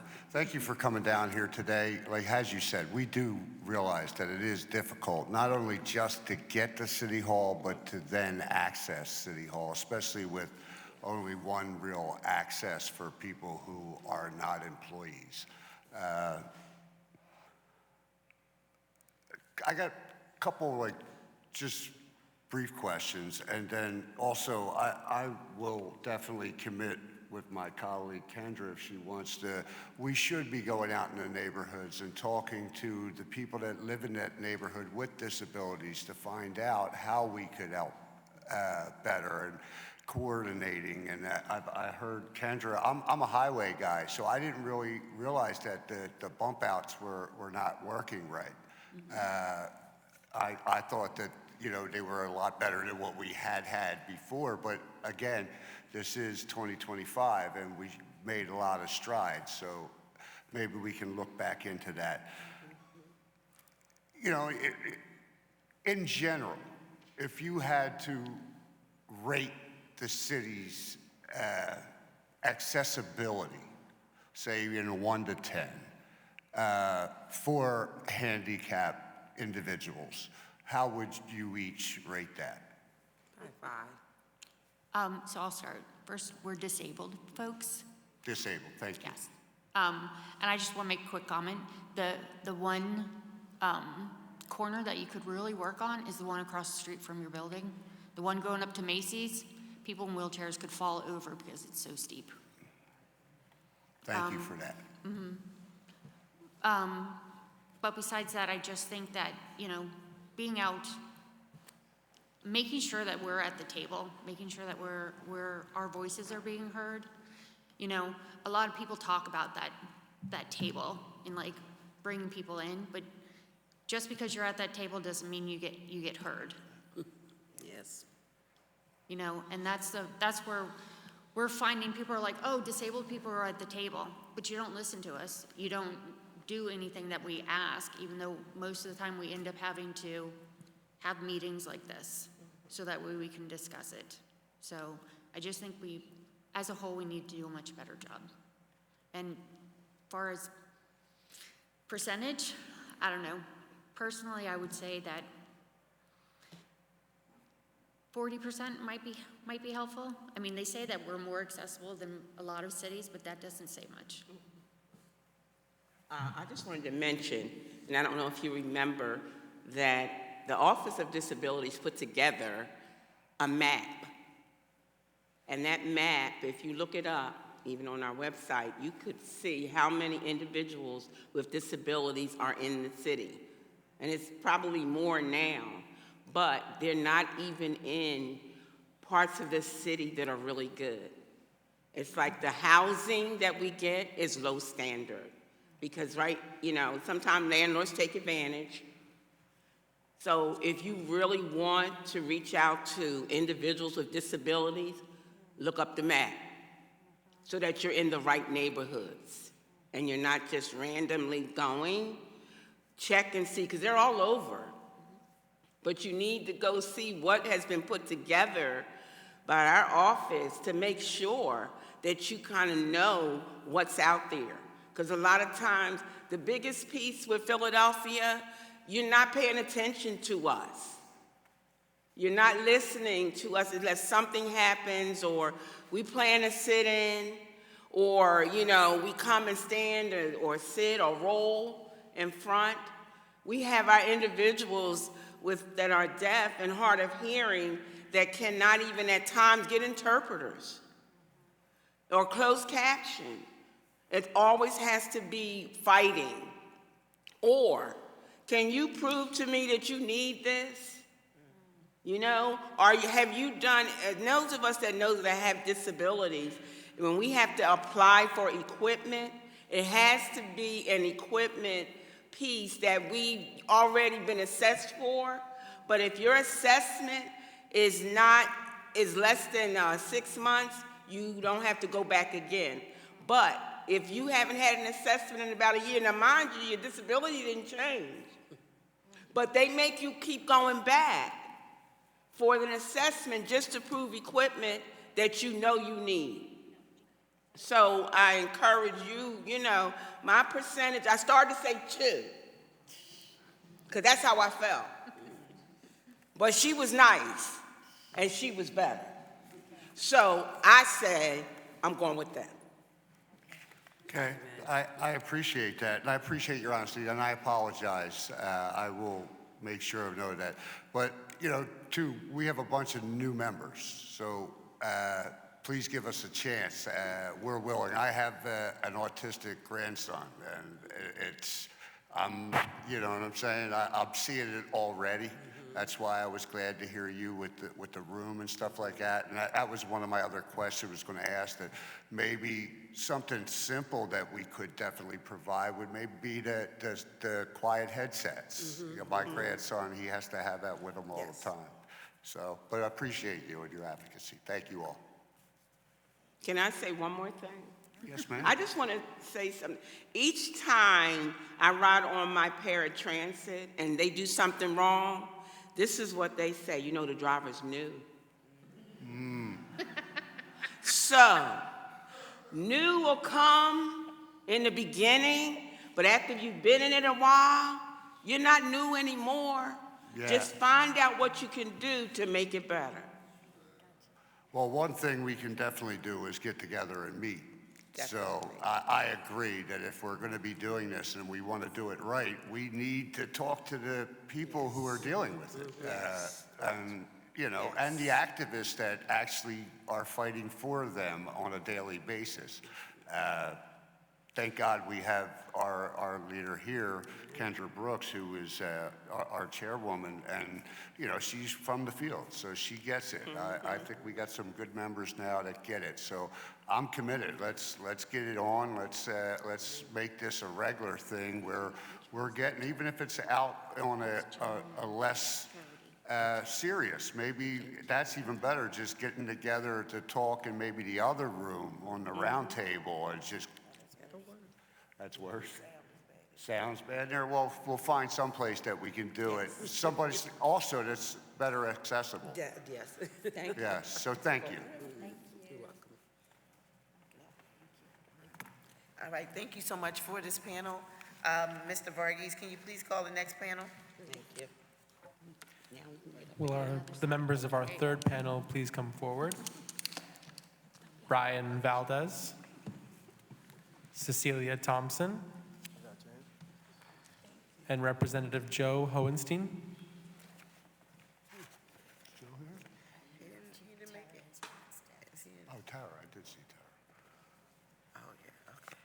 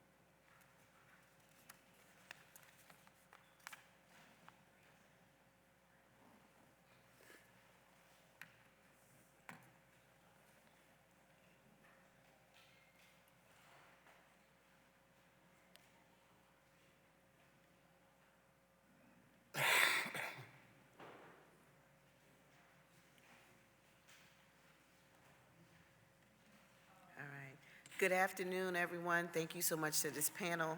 Can you please state your name for the record and proceed with your testimony?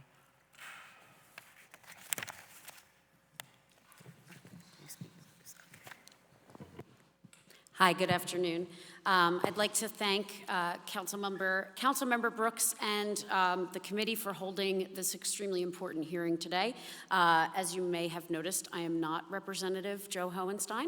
My name is Tara Gontek. I am the Chief of Staff for the representative. He is currently in Harrisburg, still fighting for a budget. So. Let's hope for the best. So I am here today to read his testimony that he has provided. Madam Chair, thank you for the opportunity to present testimony to this committee as it reviews the progress the city is making to accommodate and provide full access to people with disabilities in our historic semi-quincentennial celebrations in 2026. I know your work as an advocate for inclusion, true inclusion and belonging for people with disabilities in our city, and I am grateful to provide my perspective on these issues. In my work as a legislator, I have come to recognize the contributions that people with disabilities make to our society. I believe that everyone has value and worth, and it is our responsibility to create and support systems that foster the growth of people into full, contributing, and equal citizens. Providing accommodation and access is not about charity or pity. Piss on pity, many of my friends in the disability community say. Rather, a focus on creating systems of access that better meet the needs of the disability community helps the entire community. First, people with disabilities are empowered and can fully share their gifts. And second, the rest of the community often benefits from the improvements in access because access is a universal need. One specific project I am working on that I believe merits examination by the city as it prepares for 2026 is the Pennsylvania Tech Accelerator.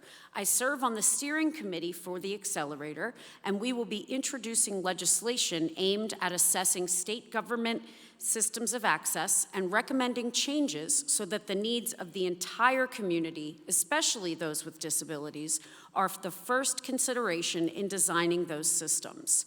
We are examining everything from how people can access the PA Department of State website to register to vote and request ballots, to PennDOT driver's license services, to career-linked job postings and websites for people seeking employment, to traditional benefits applications in the Department of Human Services.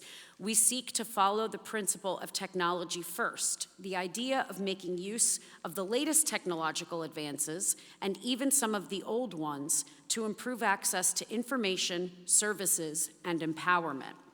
Again, I believe it is essential to approach this work, the improvement of access and accommodation, from the perspective of equality. The people for whom the systems are being designed or reworked must be at the table to ensure that the new systems truly meets their needs. This must be done with an attitude of recognition of everyone as equal partners in the work, equally necessary to complete the final vision. I believe that if the process is a reflection of seeing everyone as equals, then the final products will also reflect that value. Indeed, the process can become a part of the story. In 2026, when we are on the world stage, we can show how to make larger accessibility improvements to things like transit, housing, and hotel accommodation, restaurants, and all of the events and activities that will be enjoyed by people coming from all over the world, including our very own 2026 Disability Summit at the PA Convention Center on October 8th, 2026. If we approach the work correctly, these events can showcase a new way to naturally include access and improve the experience for everyone. They will also showcase the value of respecting everyone and celebrating the gifts and talents of each individual, regardless of how they walk, roll, or move throughout the world. It is my hope that the city and its partners will engage in this process. I stand ready to provide whatever support I can from my position in state government. I look forward to the opportunity to join in that work with you moving forward. Thank you very much. Thank you so much for that testimony.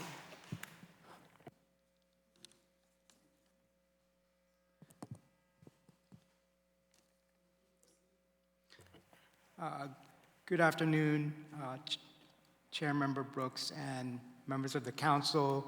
Thank you for the opportunity to speak today, and thank you for holding this important hearing.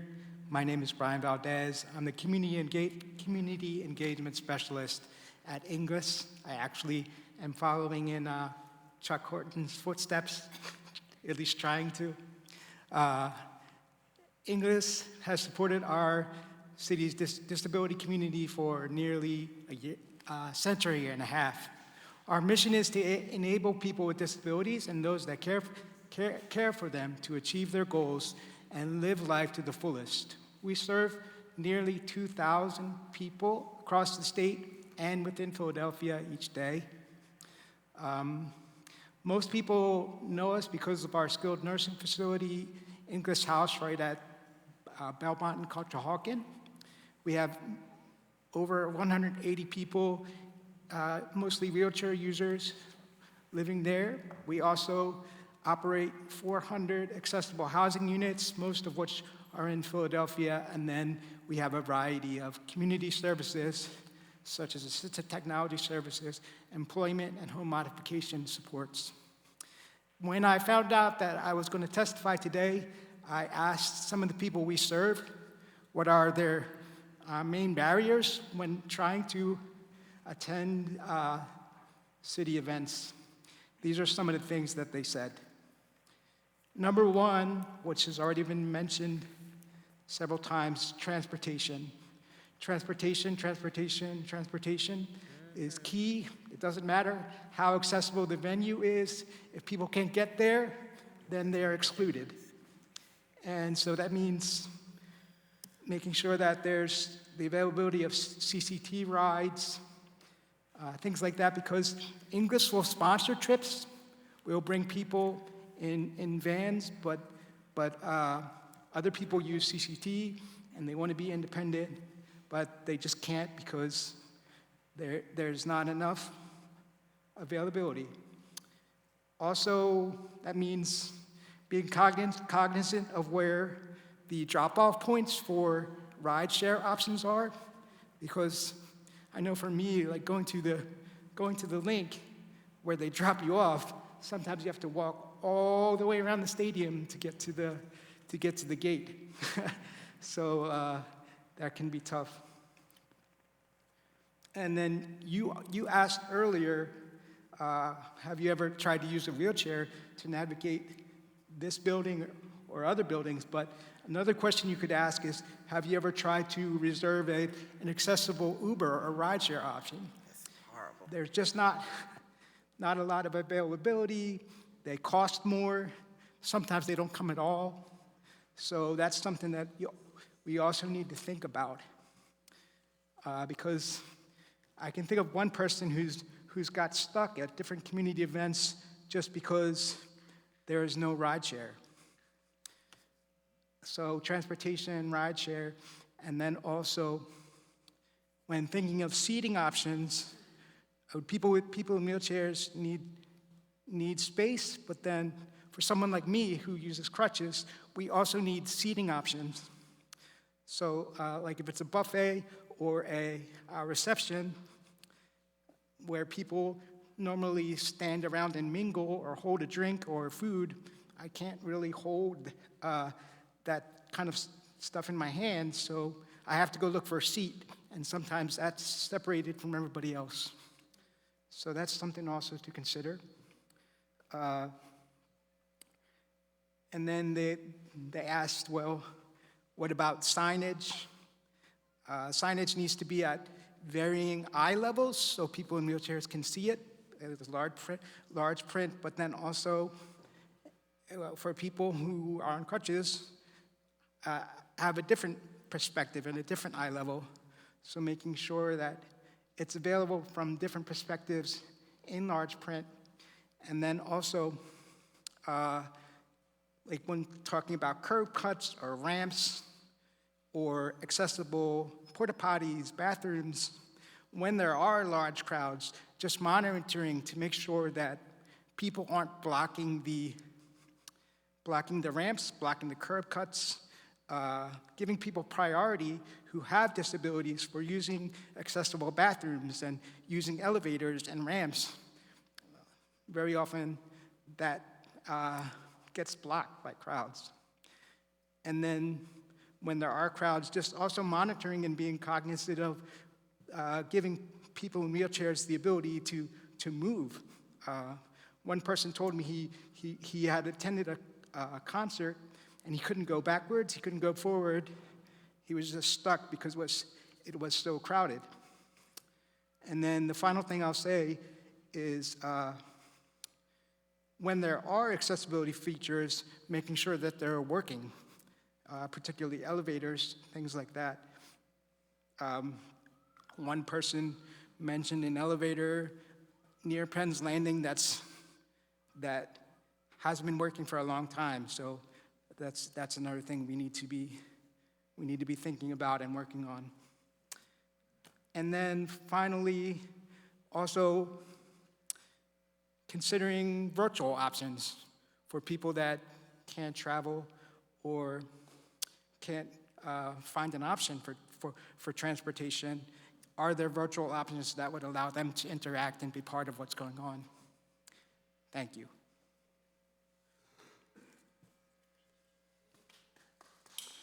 Thank you so much for your testimony. Good afternoon, everyone. Thank you for the opportunity to speak this afternoon. Thank you, Madam Chair Brooks, and members of the committee for holding this very important meeting. My name is Cecilia Thompson, and I will be speaking based on my lived experience as that of now a senior who has mobility issues, and my young man who's an adult living with severe autism and severe sensory issues.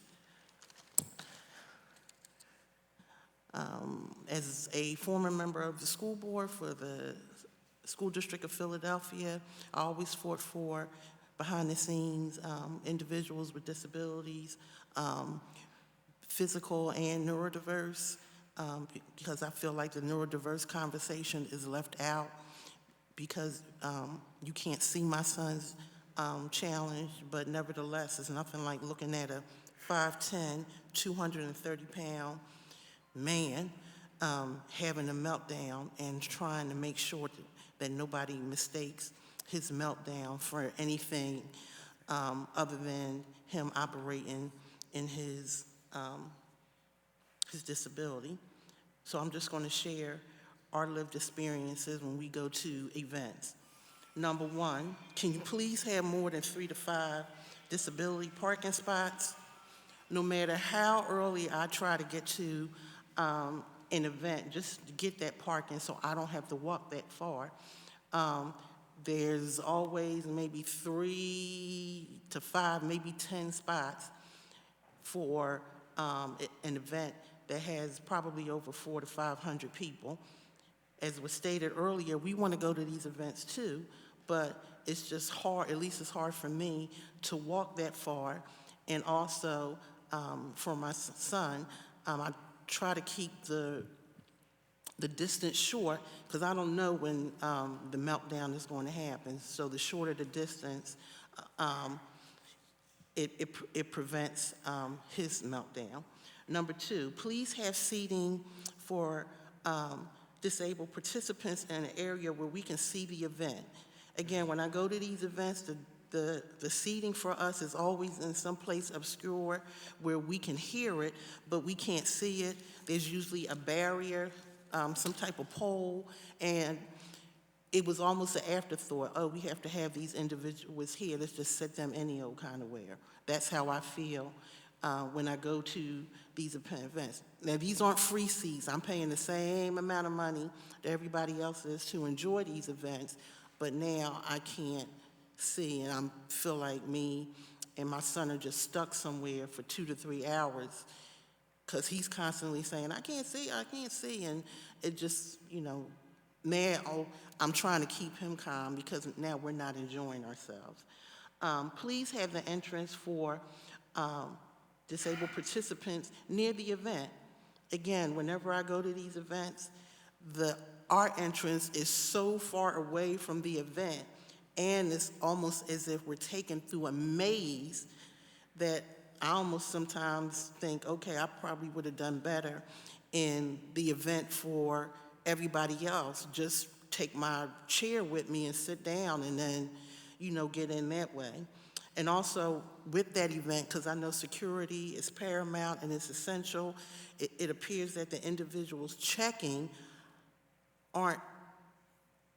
don't know what they're checking for. They're just checking, and it just takes so long that at least I end up missing, and everybody else in the line, we end up missing part of the event. Again, we're paying money. These aren't free events.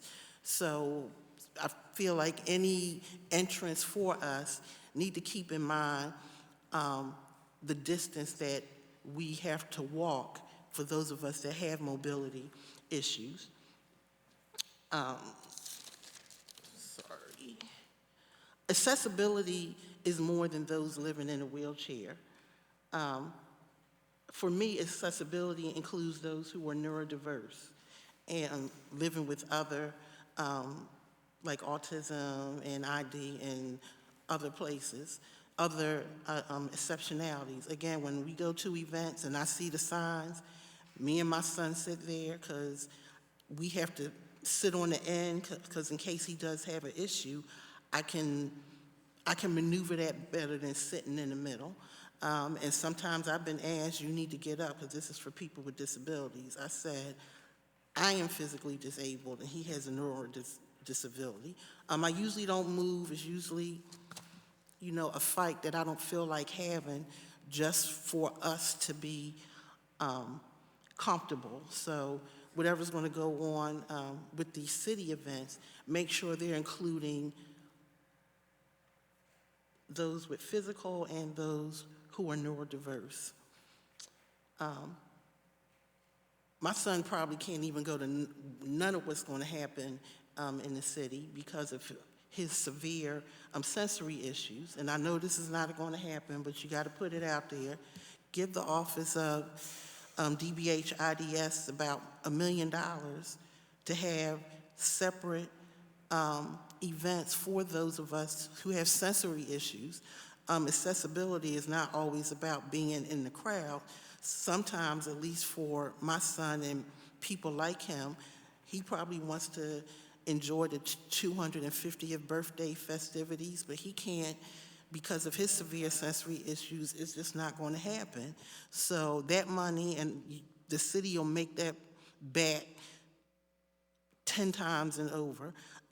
So we have events for those, for my Trevor, so he can say he participated in the 250th birthday festivities.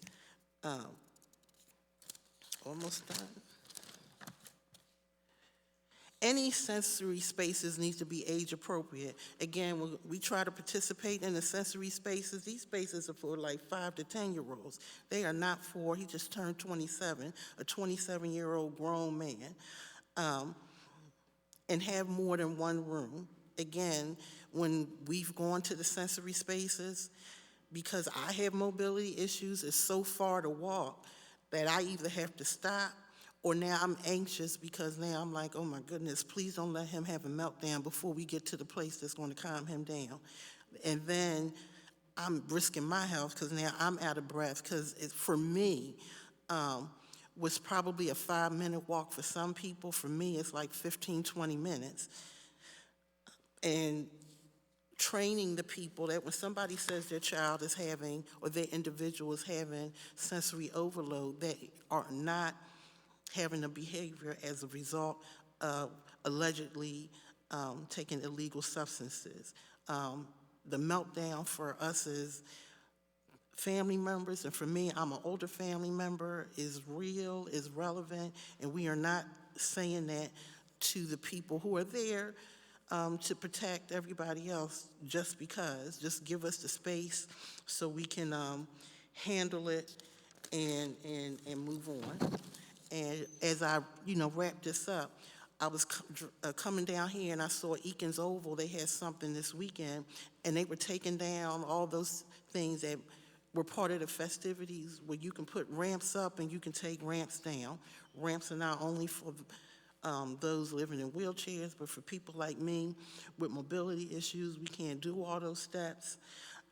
So just, again, they can be put up, they can be put down. Again, thanks for the opportunity to share my lived experience. I'm doing this in the hopes that a change will occur for accommodations for those with physical and neurodiverse challenges. Thank you. Thank you so much to this panel. I want to recognize that our council president, Kenyatta Johnson, is here in chambers today.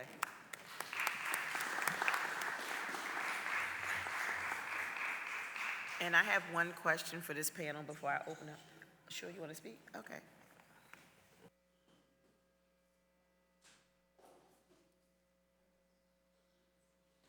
I just wanted to come in and thank the chairwoman for her leadership on this topic as we get prepared for 2026 and to overall comprehensively take a look at how we are providing services for those who are disabled overall. We know advocates were down here about a week ago regarding Carousel House. I have several different friends who used to go there and play basketball who are disabled as a result of gun violence. I also see my good friend Chuck Horton, who's in the back, who also used to head the Office of Disabilities for the city of Philadelphia. So I want to, one, let the chairwoman know that anything I can do to be supportive of your efforts moving forward, I'm here to do that.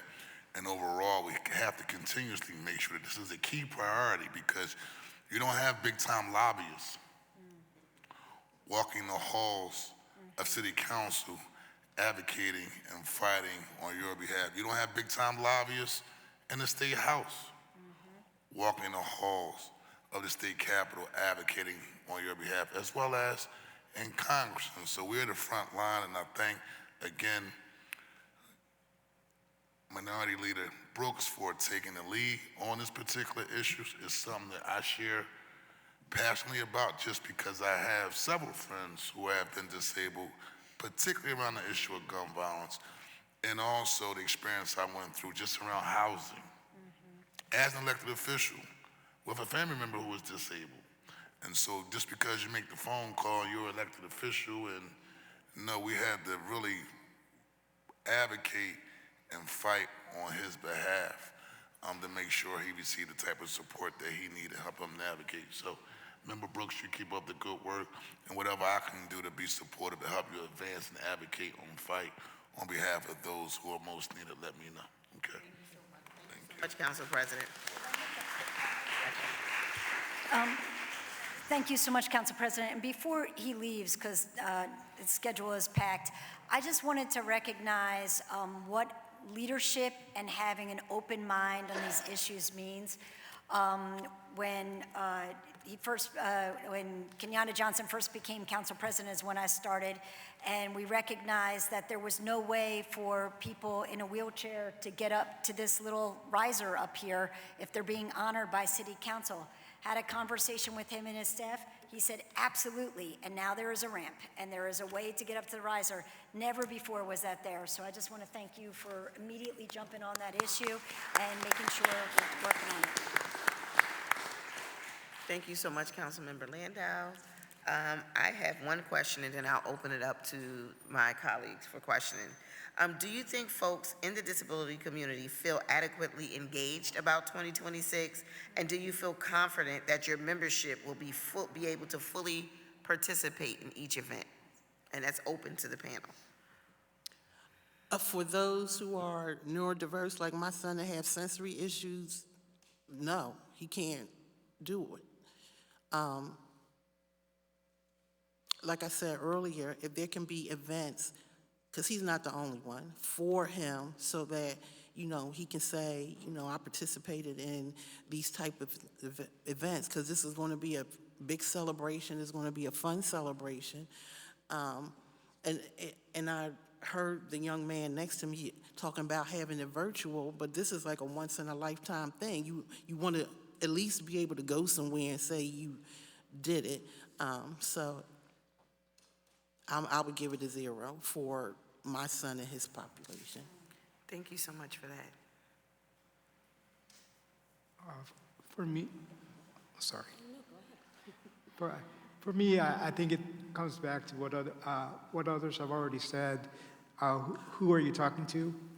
Have you talked to members of the disability community and people with different types of disabilities?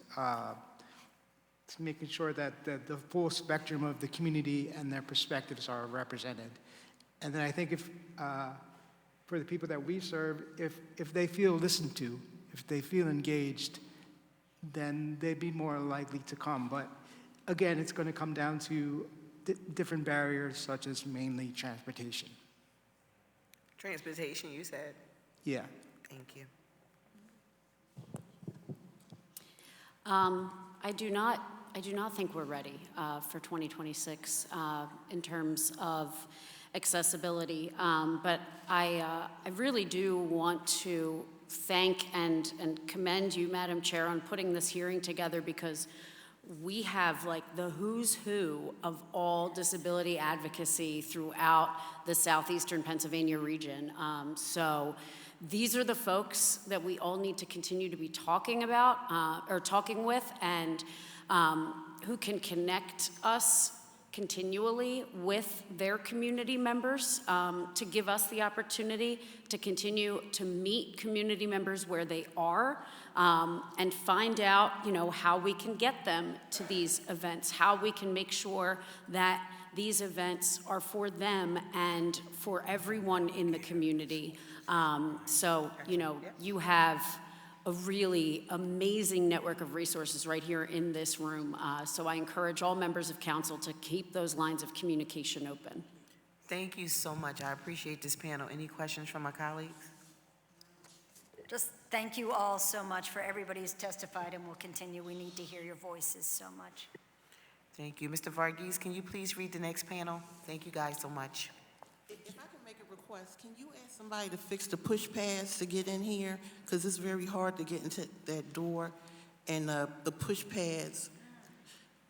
Yep, you just asked them. Somebody. Oh, somebody did? Oh, I'm Somebody, soon as sorry. you said- I'm looking around, but John will be on it.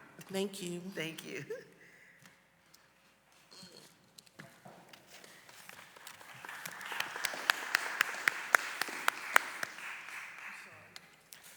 Will members of the fourth and final panel please come forward? Guy Anthony Brooks, Igor Camille, and Amanda Perezo.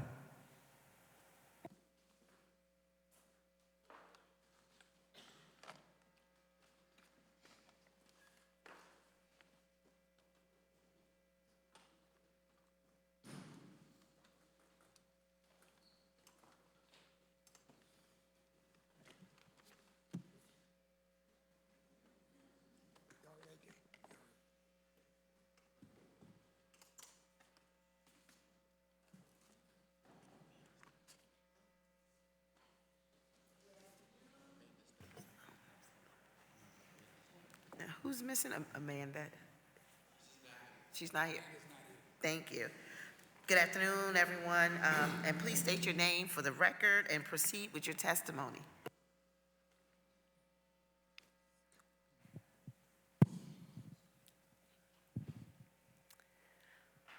Hello, thank you, members of the council. My name is Igor Camille. I use American Sign Language. Also known as ASL. I work as a deaf advocate at Liberty Resources, Inc., which I often call LRI. And I want to share what communication access means to me. And I want to share what this means to my deaf community as well. When I go to City Hall for meetings, I often cannot participate because there is no interpreter. I and other deaf people have even had to leave meetings, important meetings, in regards to housing, in regards to SEPTA funding, because accessibility was not provided. Having an interpreter is something that we require, and if we have an interpreter, it means that we can fully participate in these meetings that have meaningful impacts on our life. I recognize this as a barrier, but I think it's also important for you to recognize that captioning and English is often a barrier to deaf individuals as well, because English and American Sign Language are not the same. if we are able to provide interpreters, even through video translation or live interpretation, that would give us the same information at the same time as everyone in the room. Technology like video remote interpreting, often called VRI, can help.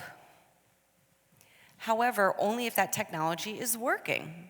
However, the video gets frozen, the video blanks or freezes while we're trying to use it, and then it is inaccessible. That again leaves deaf individuals without access. We need video relay systems that are high quality and dependable. That way we can communicate effectively and equally as our friends. And finally, when the City of Philadelphia holds press conferences or shares news on its TV channels, interpreters must be visible on the screen. This is not a luxury, it is access. It ensures that deaf residents know what is happening in their city at the same time as their neighbors. Accessible communication is not optional. It is a civil right. Deaf people want to be included, and deaf people deserve to be included. Thank you.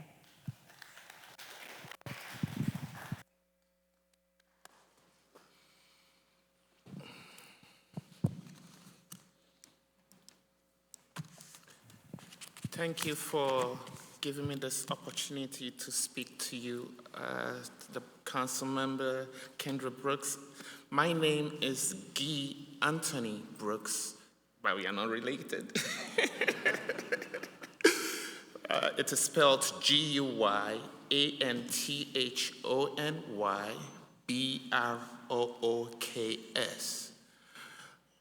I serve as Vice Chair of the Board of Liberty Resources, Inc., Philadelphia's Center for Independent Living, and I am a proud member of ADAPT, ADAPT, which is a grassroots organization for people with disabilities to be activists and advocates in their community as inclusive. I am a wheelchair user. In less than 2 years, Philadelphia will welcome the world to the 2026 FIFA World Cup at Lincoln Financial Field. According to Visit Philadelphia, we expect 500,000 visitors. That is exciting, but only if our city is prepared to include everyone, including the city's more than 25,000 residents with disabilities, as well as our incoming guests who have disabilities.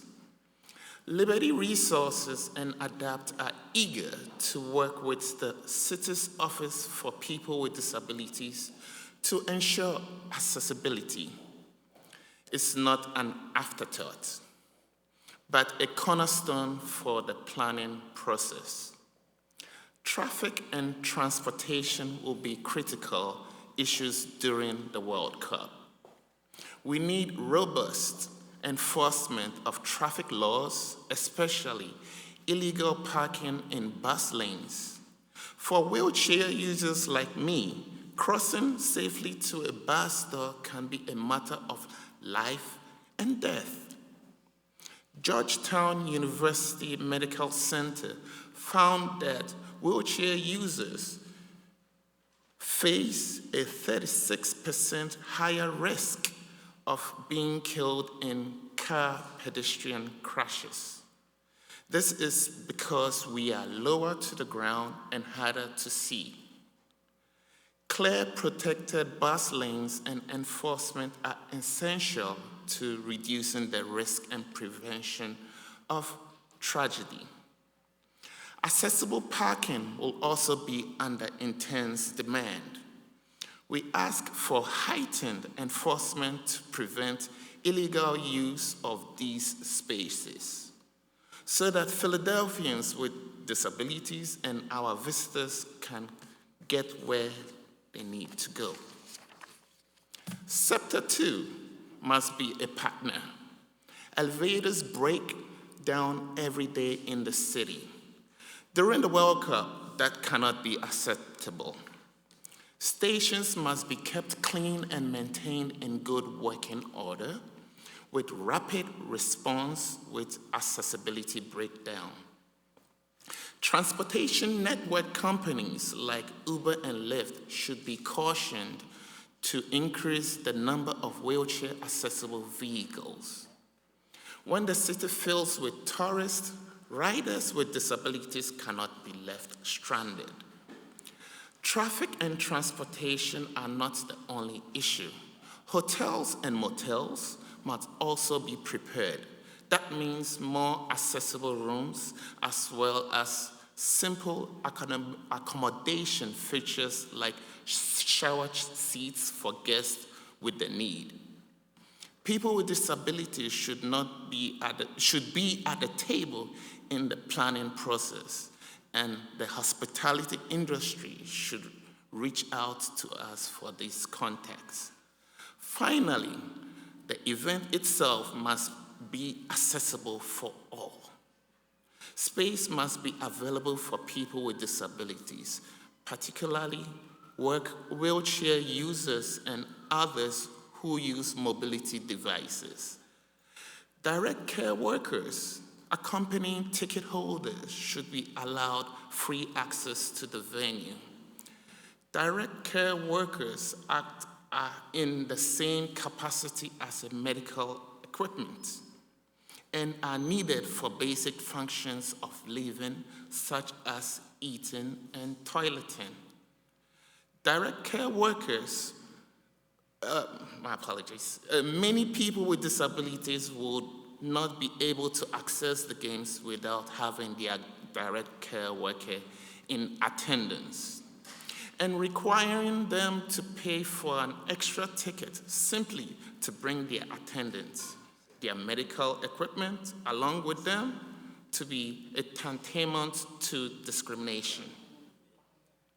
Deaf and hard of hearing fans should have plenty visible ASL interpretation and subtitles on all screens for the games, as well as video relay services, as my brother here mentioned. Everywhere vending is available, including ticket sales. Subtitles alone are not efficient. ASL and English are different languages, and both interpretation and captioning are truly needed for inclusion. Council members, we thank you for your ongoing commitment to keeping Philadelphia clean, safe, and inclusive. As we prepare for the World Cup, we urge you to put accessibility at the forefront so that when the world arrives, they see a city that is welcoming to everyone. Thank you, Councilwoman Kendra Brooks, for giving me this opportunity to speak to you all. Thank you. Thank you so much. I have one question for the panel, and then I'll open it up to my other committee members. What do I have for you guys? How do you think the city should ensure that our events are accessible, and are there steps that you think the city should be taking going forward?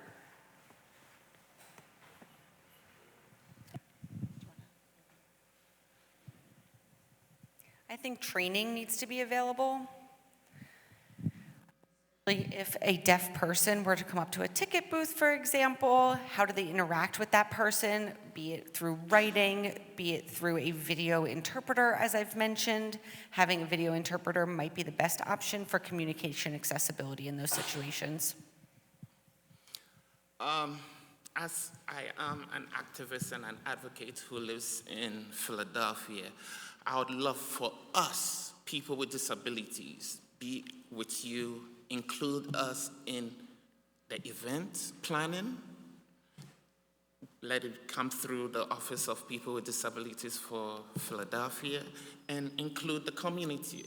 I'm not just speaking about me, but we are more than 25,000 just in the surrounding counties. So you can imagine the outer counties like Chester, Delaware, Montgomery County, who have people with disabilities, aged, growing, being born with disabilities. And if we cannot create accessibility today, when would we start creating accessibility?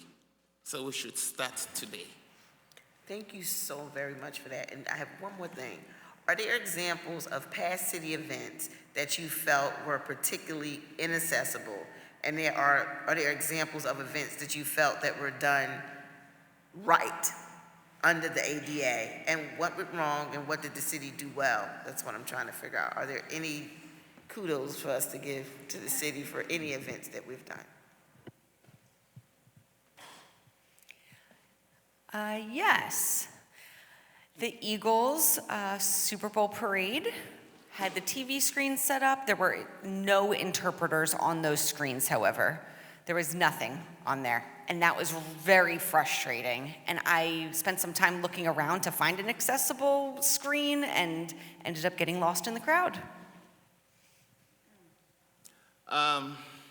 Let's just go back to probably when the No Kings rally happened in Philadelphia. I was part of the rally, and we rode, we walked from City Hall all the way to Ben Franklin to the library. We had everything accessible, the screen, and an interpreter was there. But there was one thing, the flag, when it blows, it blocked the interpreter. And not just because I am an activist, but I consider all kinds of disabilities, be it invisible or physical. So imagine that I come with a friend who has an invisible disability and cannot be accommodated, or was accommodated but did not see it from our point of view. So we need to do better, include him, include us. We got a lot of folks who are from the community here who will be happy to assist in. Thank you so much for your testimony. Do any of my colleagues, oh, I see a hand. One more thing to mention, the recent SEPTA funding, I don't know if you would call it a rally or not, but people gathered out front of the building here. I showed up to participate in that, and again, there was no interpreter provided.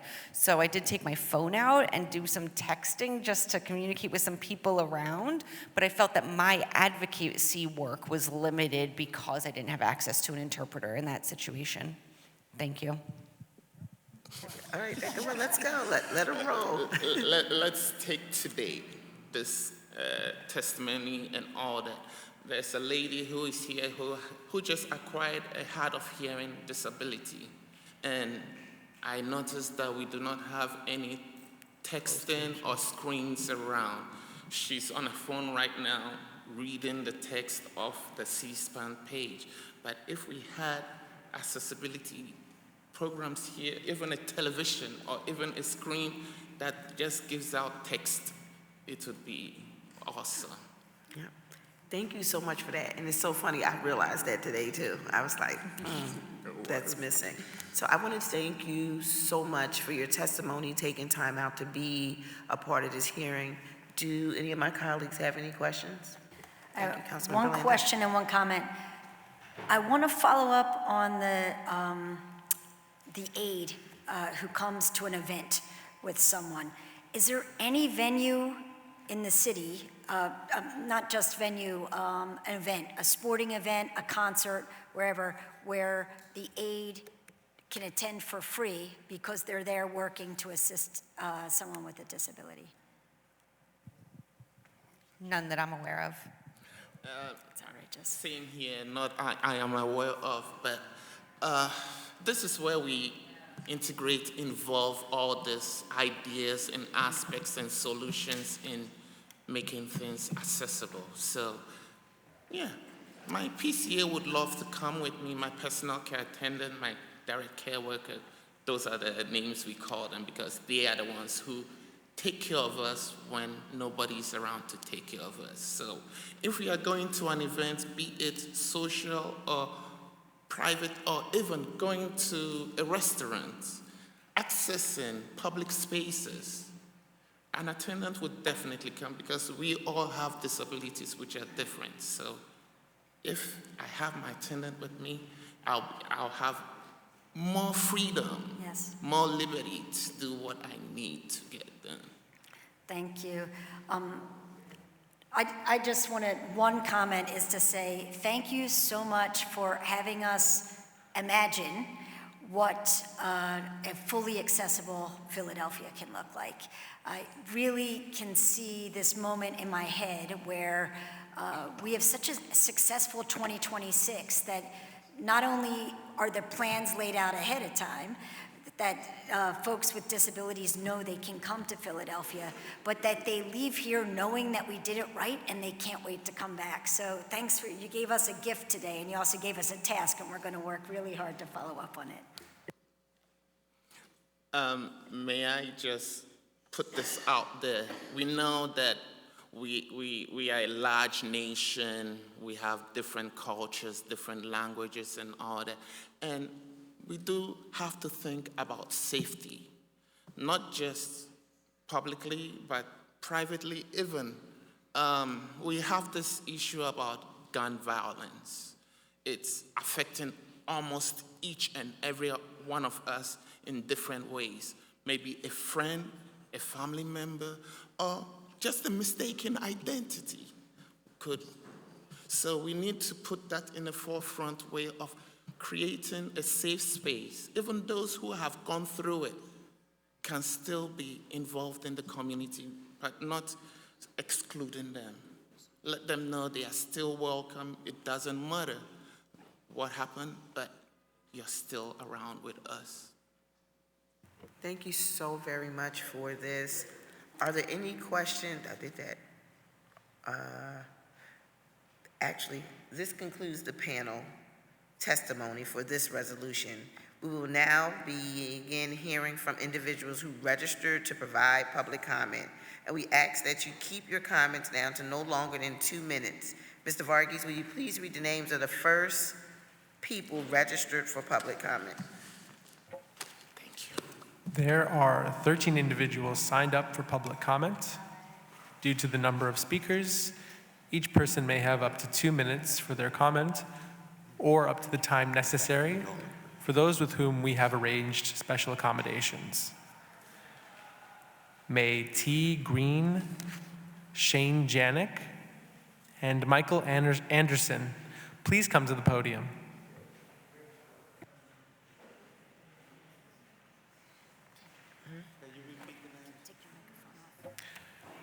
May T. Green, Shane Janik, and Michael Anderson please come to the podium.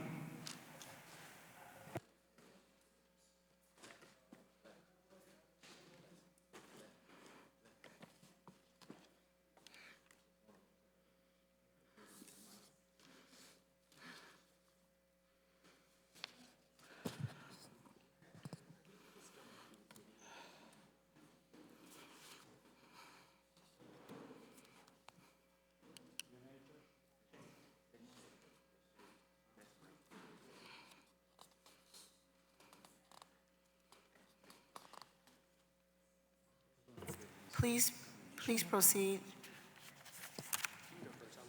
Okay, no problem.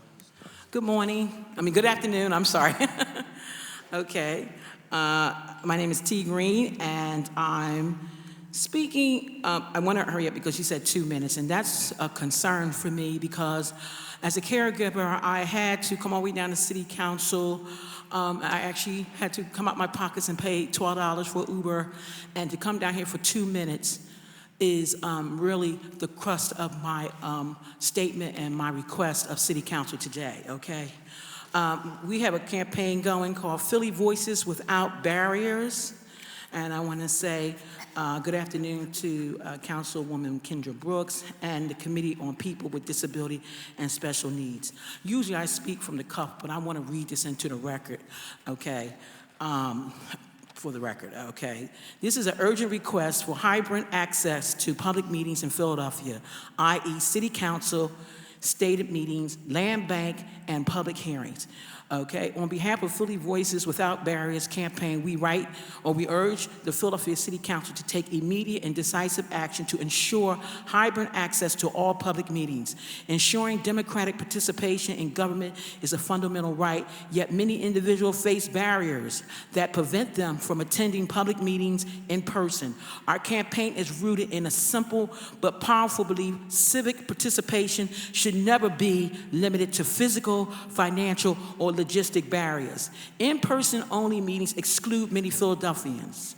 For too many Philadelphians, working families, seniors, people with disability, caregivers, low-income residents, sick and ill, homebound and bedbound patients, stay-at-home parents with little kids, no child care options, shift workers, workers with flexibility schedules, continued COVID-19 variants, health risk and immune compromise, and financial constraints. These citizens face real obstacles and barriers to attending in-person meetings, from transportation costs, work conflicts, to mobility challenges. Facing significant barriers to attend meetings in person. Without remote options like hybrid virtual, their voices are excluded from critical government decisions that shape our community. Technology has made inclusive participation more feasible. Hybrid meetings empower residents to engage in civic dialogue, voice concerns, and stay informed, regardless of physical limitations or financial constraints. This aligns with the Council's commitment to transparency, fairness, and inclusive governance. Hybrid virtual access is not a convenience, it is a necessity. It allows residents to engage with their government voice and stay informed, regardless of where they are and what challenge they face. It is a critical step to equality, transparency, and inclusive. We respectfully request that the committee introduce or support legislation mandating hybrid access, virtual access to all public meetings. Ensure accessibility features such as captioning, language translation, and mobile-friendly platforms. Prioritize outreach to communities historically excluded from the process. I don't have that much more to read. Philadelphia has the technology, the talent, and the moral imperative to lead on this issue, as demonstrated by implementing hybrid virtual access for zoning board of adjustments hearings, where new luxury development, wealthy developers, and property owners go to have their projects reviewed and approved.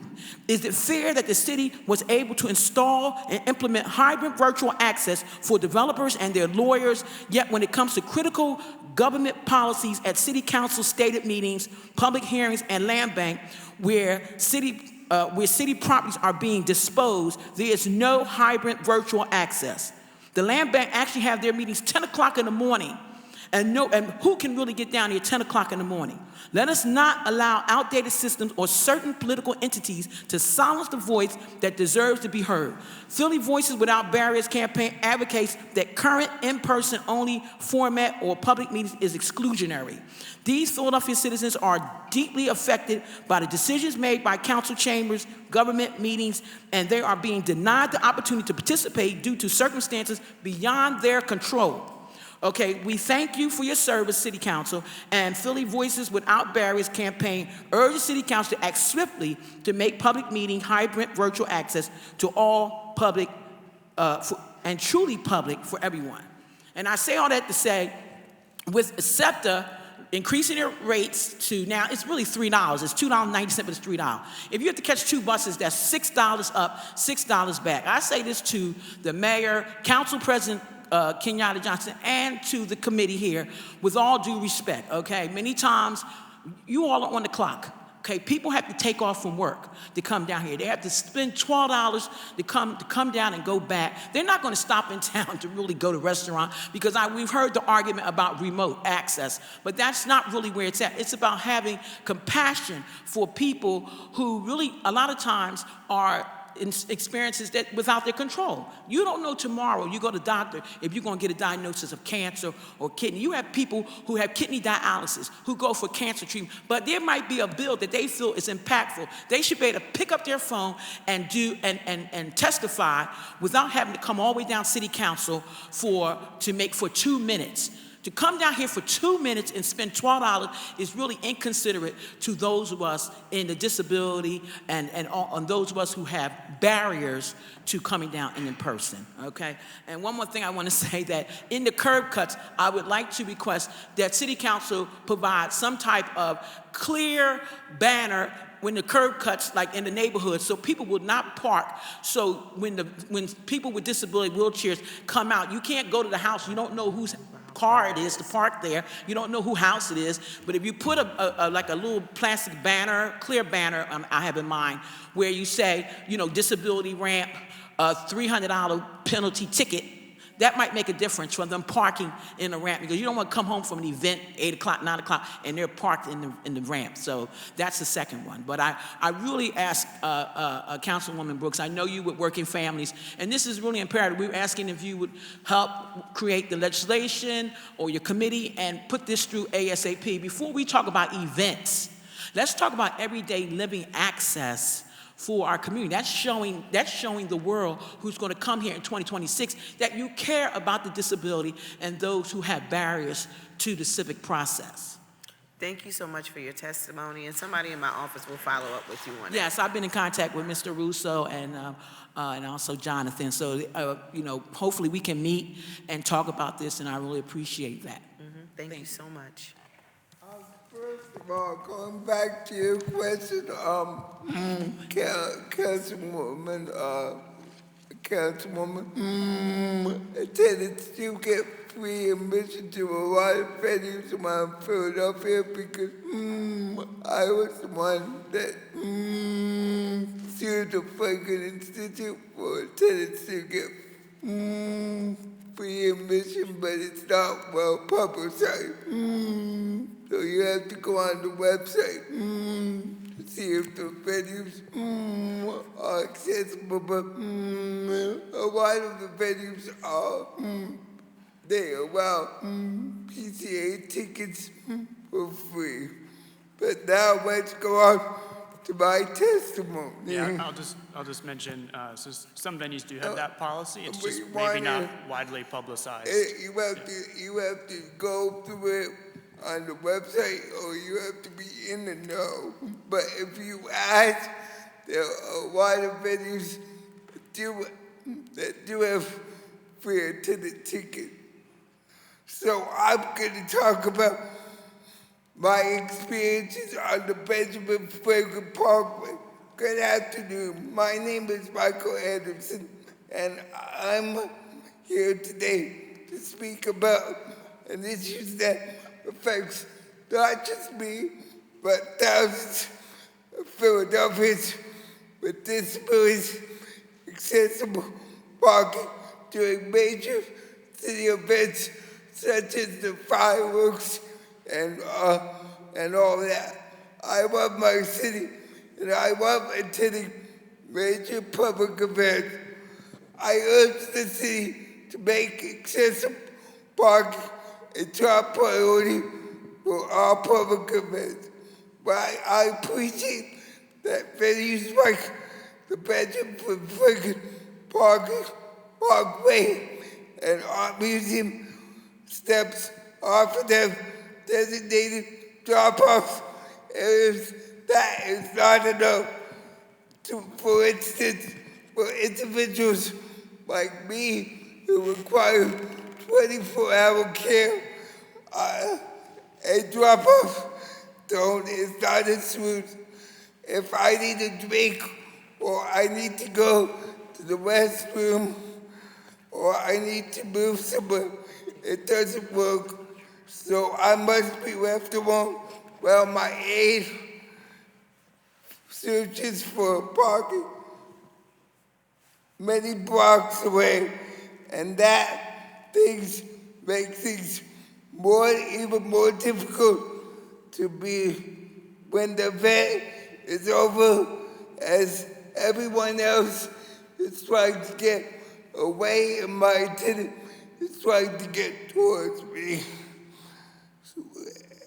To drive against the traffic when my event is to come and pick me up. So instead of using a drop-up zone, my tenant and I need to park more than 10 blocks away, which I can mean up to a 30-minute walk in my wheelchair. That does not just involve an exhausting and unsafe and exclusionary. My tenants who work tirelessly to support me, that also expect to push me on uneven and broken sidewalk that is not only difficult to navigate, but sometimes dangerous and what could be life-threatening. These experiences should be joyful and experience into physically and emotionally draining ordeal. Well, I'm not asking for special treatment. I'm asking for equal access, for the ability to participate in fully cultural and civic and social life in my city, just like anybody else. Whenever there's a parade, a concert, or a public gathering, I should be able to attend without facing public barriers. So so that others don't even have to think about. I know that there is not an abundance of street parking, but we can buy out the lots and reserve them for only people with disabilities. I hope you will not just hear my words, but act on them, because when you make decisions about infrastructure, transportation, and event planning, you're deciding on who gets to show up and who gets left behind, and I hate it. Too often, I don't go to these events because of parking hazards. Please don't leave me behind. Thank you for the opportunity of having me speak today.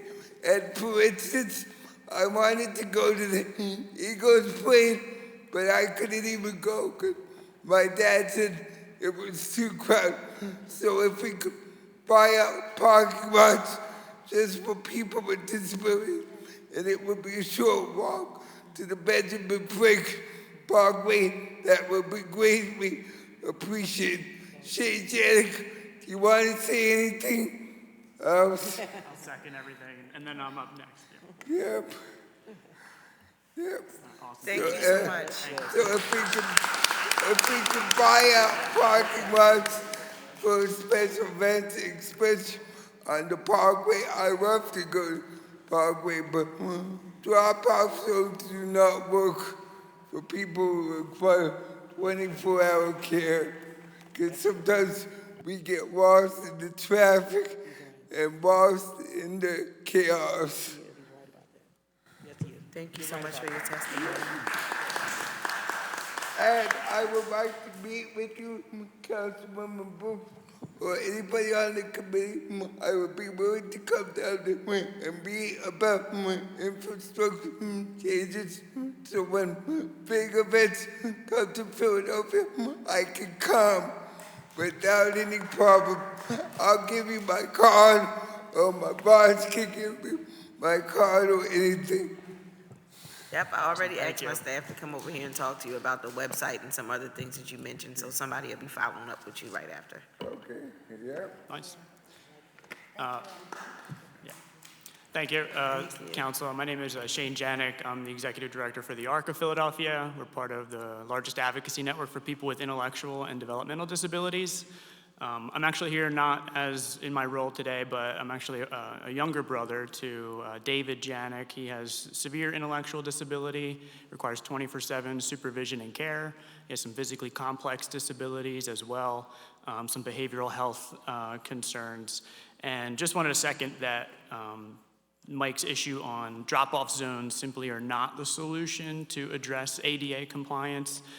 Because not only for people with physical disabilities, but also people with intellectual disabilities that require that level of 24/7 assistance, the same barriers exist across disability.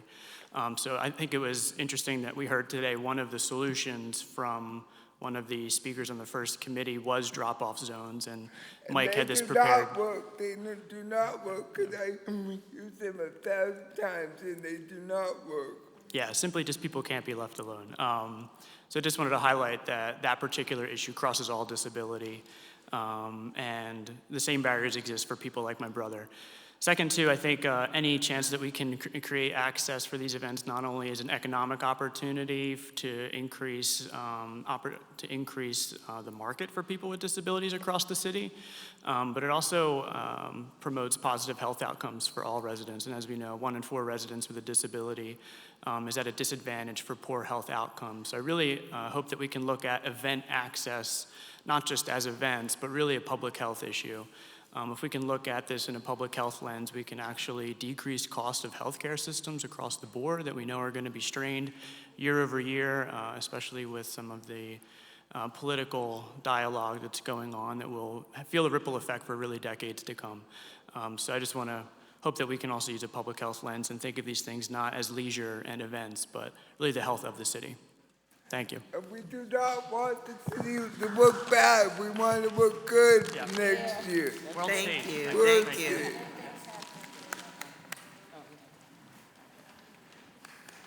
Mr. Varghese, are there any more individuals registered?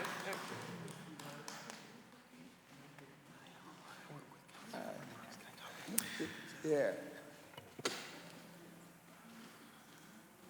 May Nico Myring, Angie Foucault,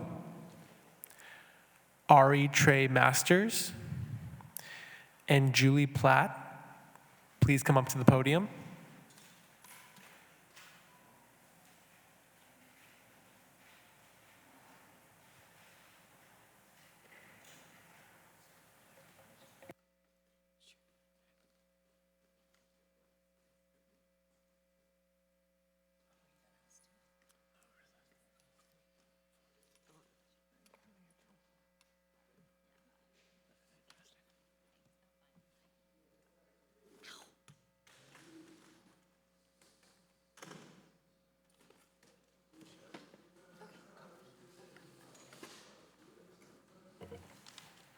Can you please introduce yourself and begin your testimony, please? Hello, thank you for having us here. Thank you, Councilwoman Brooks, and all you council members. My name is Angie Fuoco. I work at the U.S. Mint in Philadelphia. And I'm so thankful to be here, invited by Nico, whom I've met out there in digital space, actually, and found out he was here in Philadelphia. So I came here thinking one thing and ended up with different messages that I've given before. To me, accessibility is love. It's love for your neighbor, as well as love for yourself. And we're in the great city of Philadelphia. Excuse me, I have only been here 2 years, so I'm an excited newbie. And I'm excited that we're hosting the world next year.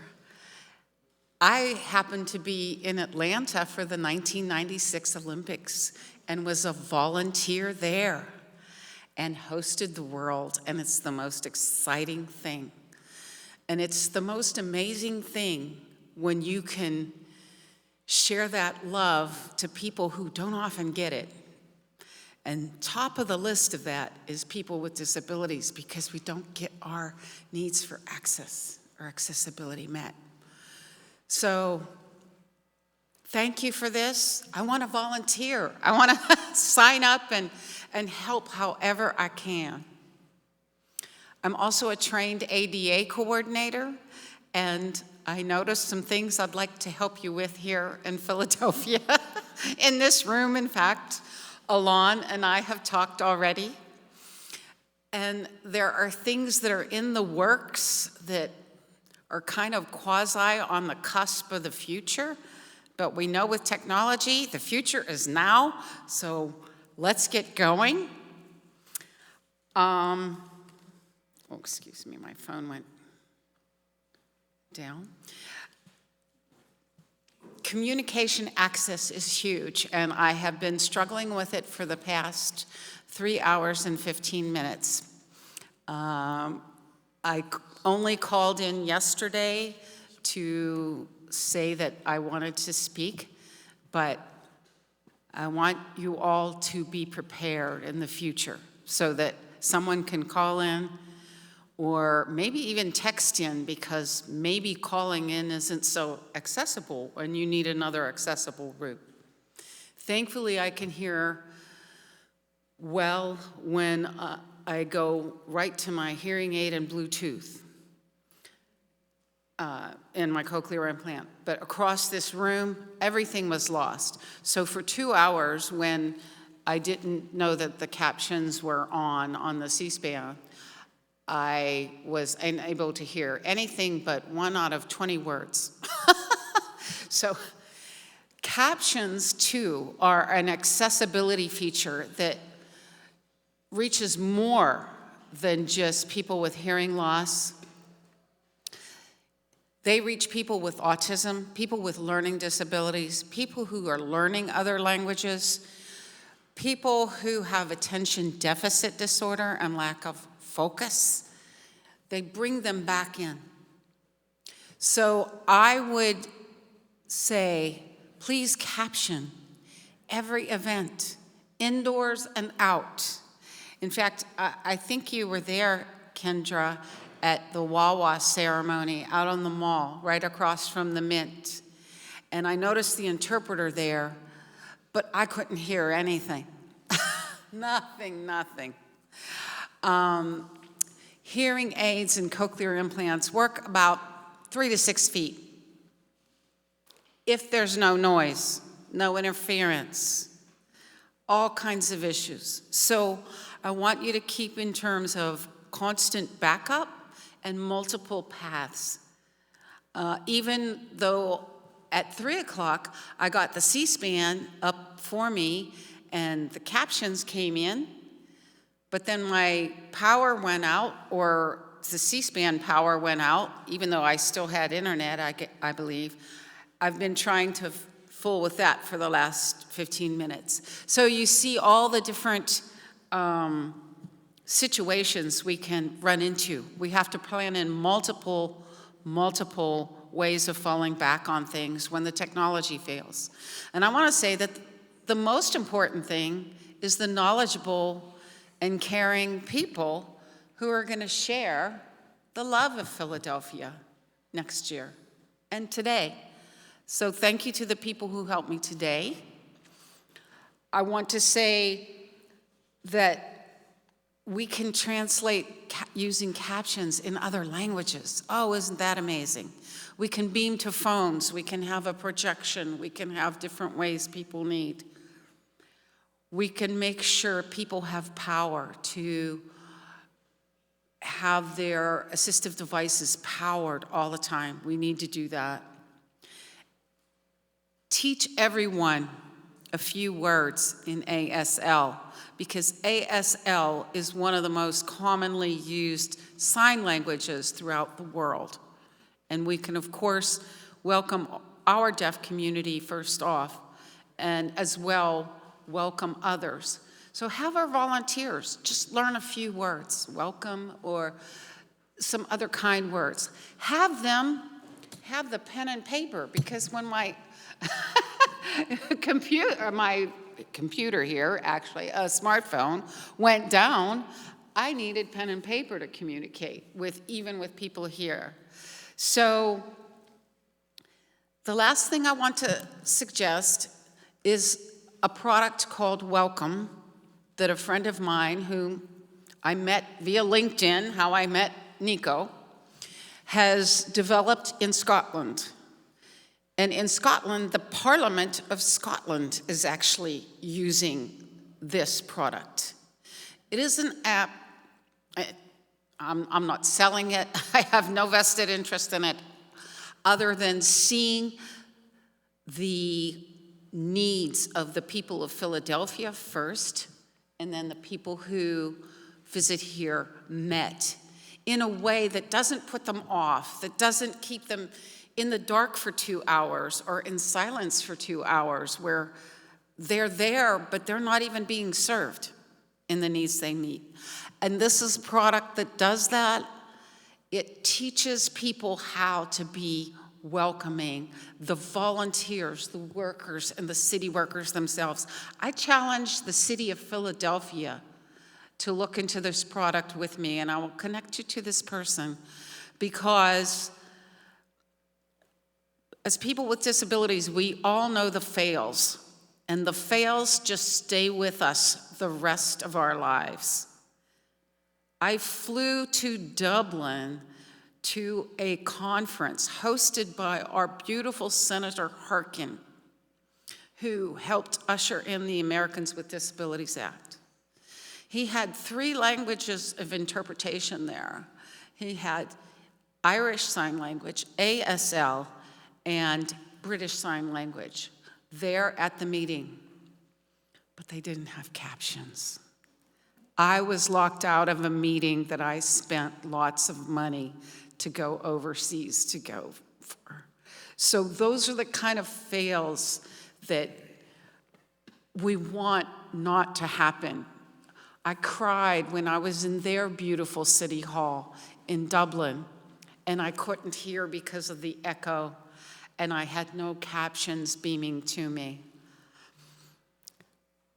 So I want to say, please, please consider that. Consider me your ally. I'm so happy to be here today. I'd love to introduce you to this product, which trains people to be the front lines. Because we always say, oh, well, we have an app for that, but the app fails. And I'm thankful for Vincent, who came over here and did his best, and Alon. But really, it's people. And the more they know, the more you can teach them how to be accessible and welcoming to people is really the greatest thing you can do and the greatest love we can show in Philadelphia. Thank you. Good job, Andy. Hi, everyone. Chair, members of the committee, today, like all days, is a good day for disability inclusion. My name is Nico Meyering, and I'm honored to speak with you all today. I regret that all of City Council could not be here. Philadelphia is about to host a once-in-a-lifetime year, certainly in my lifetime. We'll welcome the FIFA World Cup, an all-star game of baseball. I'm a basketball guy, so I don't know much about that. And a full year of America's 250th celebration across every single neighborhood. These events will be loud, large, and joyous, and they will tax and stress every system that we have. Here in Philadelphia, every issue is a disability issue, and every system is a disability system. Every system in our city must be accessible. Accessibility cannot be an afterthought. It really has to be page 1. And as lucky as I am to sit here today to speak with you, I can't help but think that the best time for this hearing was 6 months ago, or maybe 12 months ago. First, I'll go into a bit about the why this is important. 17% of Philadelphians, over 245,000 of us, have at least one disability. That's me, that's my friends up here and in the back, and possibly some of you standing up there, sitting up there. 245,000 of us, that's our neighbors, our families, people we love, people who employ us and who we employ. Disabled people like me, maybe like you, live all over Philadelphia. Second, we have some fairly high stakes, right? We know some things that we can fix. Signage and wayfinding, for one. Getting into City Hall was quite difficult, even for me, because I didn't know where to go. And I've been in City Hall in this room before. Imagine how difficult it would be for somebody who is low vision or blind, who is hard of hearing or deaf, or who simply has not been here before. Our events need clear, high contrast signs, plain language, and consistent symbols. Effective communication is not optional. We all know that. We also suffer, disabled people here in Philadelphia, from dangerous or inaccessible pathways. Earlier this year, PPA was doing a great job of hauling cars out of South Philadelphia that had been parked on sidewalks, parked on top of curb cuts, which destroy our curb cuts, by the by, and hauling them away. But somehow that's really dropped off. We must accelerate safe and continuous routes to and throughout our event sites and our event routes. Another thing that we can do is improve our transit reliability. I'm aware that SEPTA derives the majority of its funding from Harrisburg, but Philadelphia can coordinate things like accessible shuttles, clearly signed step-free detours, and other workarounds around barriers that I feel must become standard. And if we do this, and we must do it together, my friends, not piecemeal, but together, we stand to benefit quite a bit. Disabled people like me, and maybe like some of you, have money, and we enjoy spending money. I don't know about you, but after a long day dealing with inaccessible systems, nothing perks me up like some retail therapy, right? Disabled people have about $490 billion of spending power all across the US. Think about how many billions that will be here in the city next year. When we're here in the city, we want to spend that money on food, hotels, transit, merchandise. I'm sure we all want to have some 2026 anniversary World Cup uniforms, right? So here's what I'm asking the committee to do now. First, no plan, no permit. Every event should have an accessibility plan. Every vendor and contractor should also have an accessibility plan.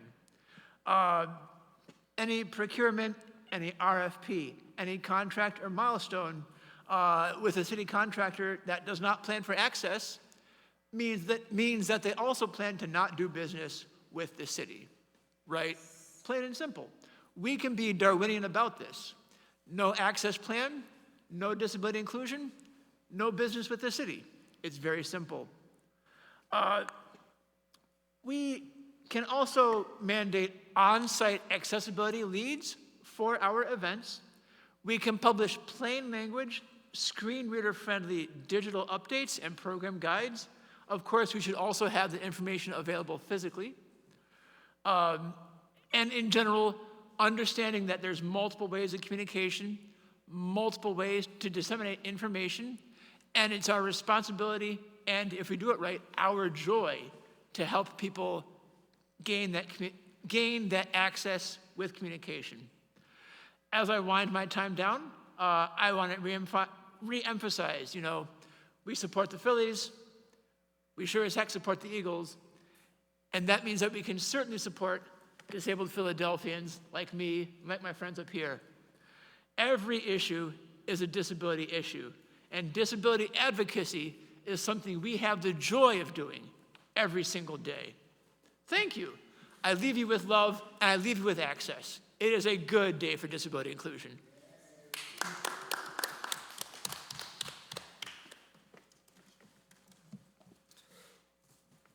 Hello, my name is Ari Trey Masters.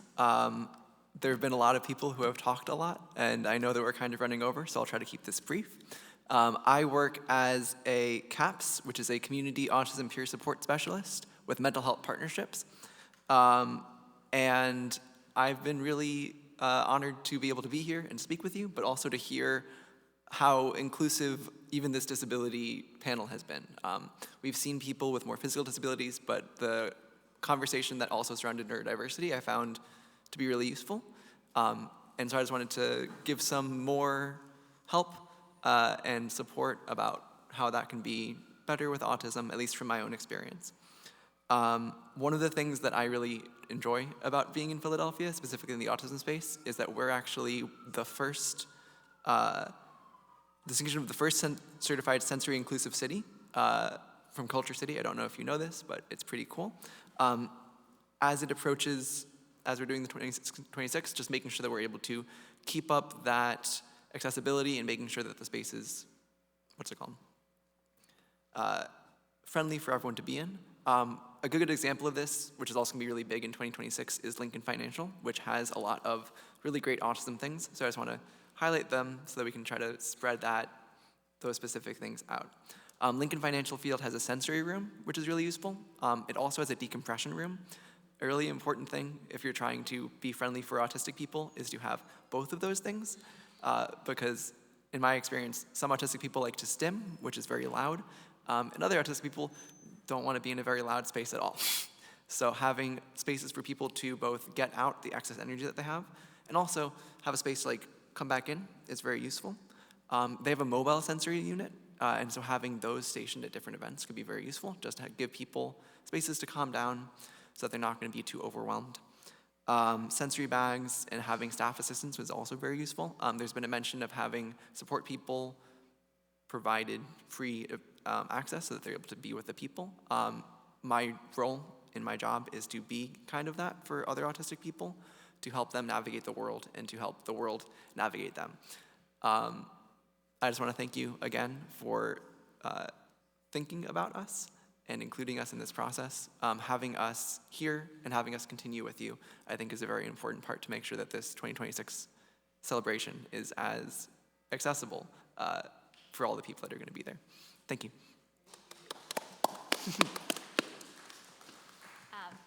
Hey everybody, can you hear me?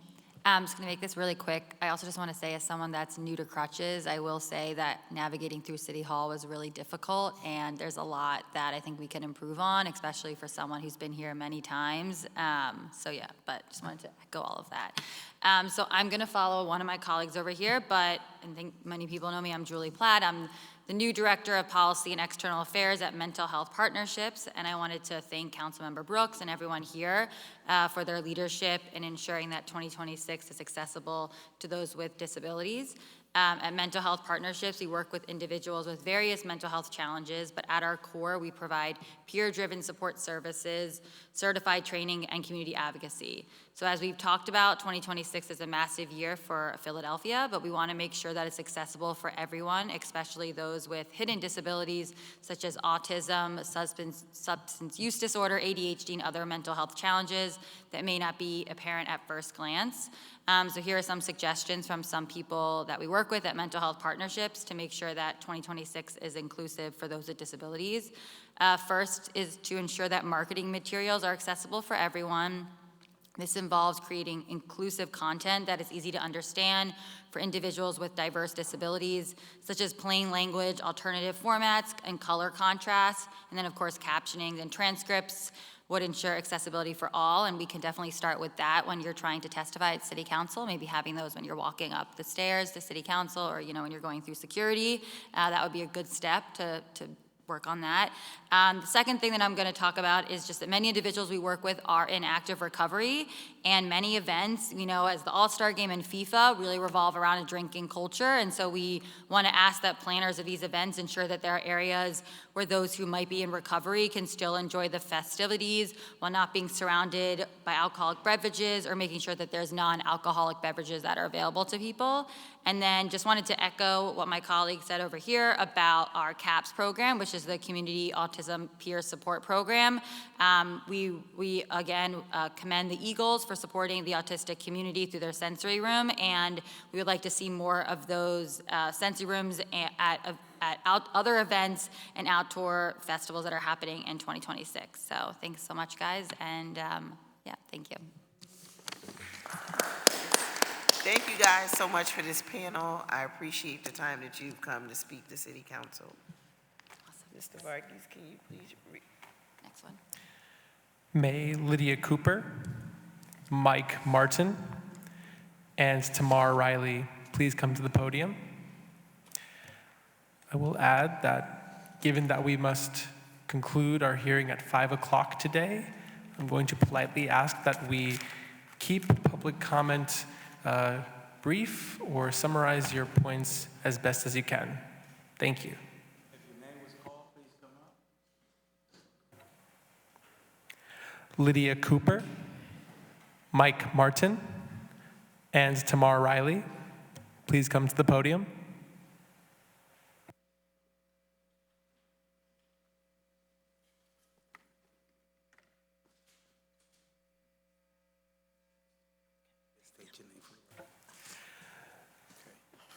May Colleen Ott and Roz McElvey please come to the podium.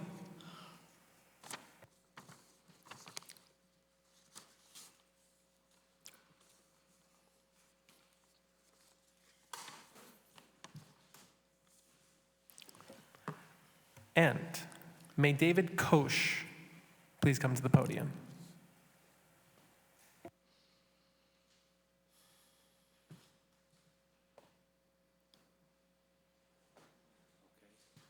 State your name for the record. Okay. You can begin.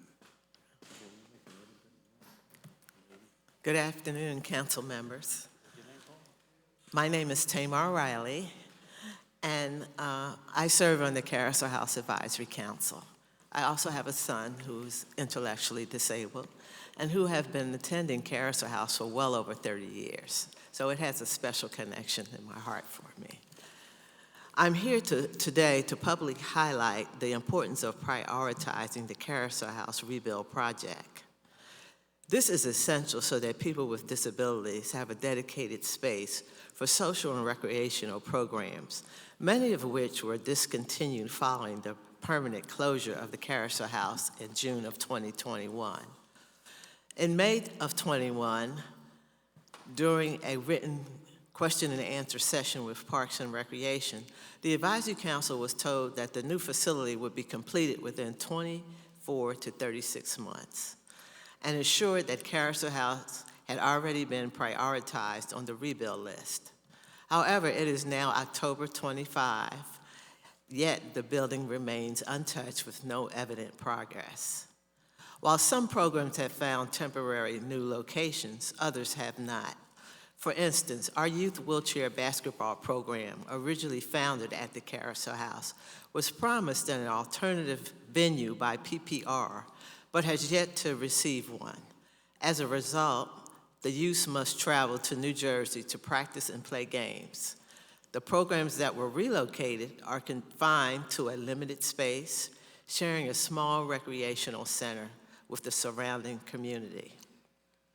In conclusion, I would like to ask City Council to urge rebuild once again to honor its commitments and begin restoring work on the Carousel House.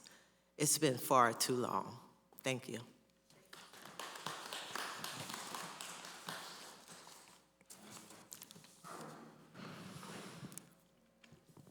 Good afternoon. Sorry.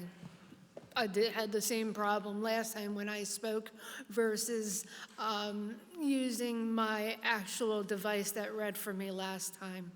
So good morning, Councilperson Brooks and Haggerty, who are left here, and hi, speaker person. I had been asked before to speak, and Alon asked me on the date of September 27th, and that was the day that I called. So the fact that I'm sitting here versus with the other folks earlier, okay, we'll forget about it. I had put in the proposal when Alon said, hey, he would like you to speak. So I had wrote up this thing called Made for Autistics, a Sensory-Friendly City.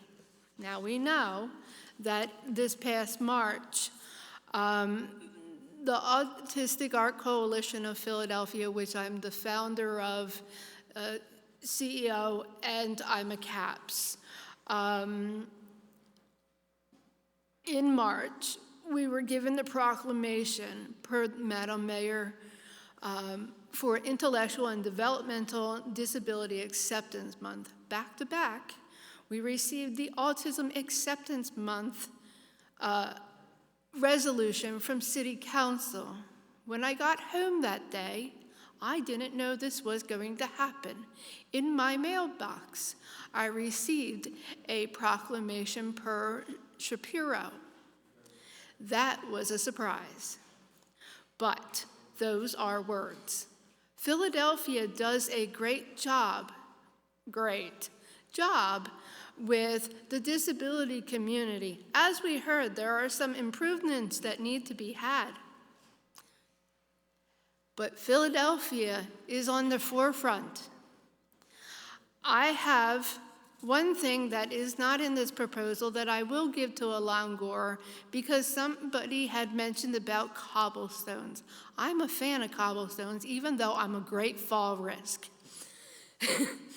Anyhow, there is a groundbreaking, no pun intended, thing that goes above cobblestones temporarily. And it is a material on the top that is flat, obviously good for individuals in wheelchairs. But the inside texture that keeps the cobblestones pristine, as they were before you put it down, has this kinetic sand inside. And then the bottom is a canvas, non-slip, non-move. They utilize this in New Zealand and sometimes in the UK, though we never see it. It's probably the same color of the ground. But to get back on here, more can be done within the autism community, as well as obviously other communities. I already said that. Sorry about the repeat.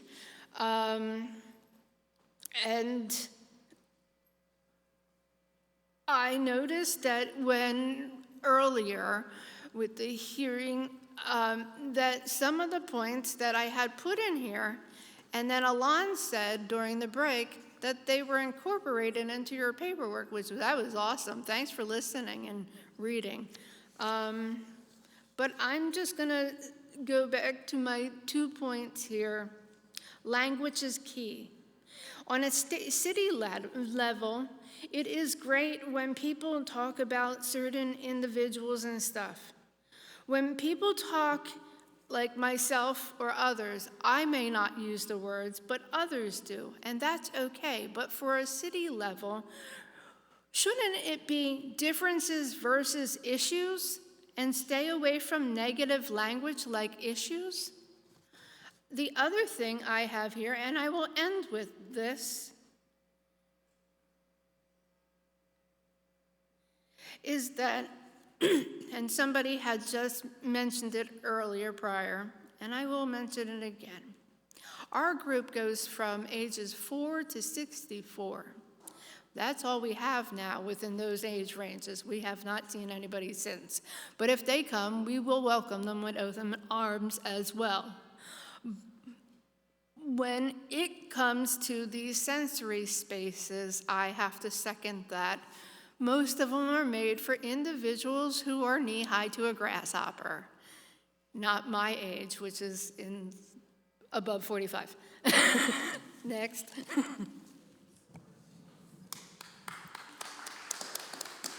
I believe he's next. I was last.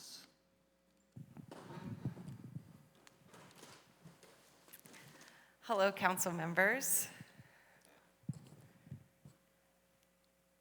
I'm originally from Washington, D.C. I lived there for 37 years, and I've moved here just 8 years ago.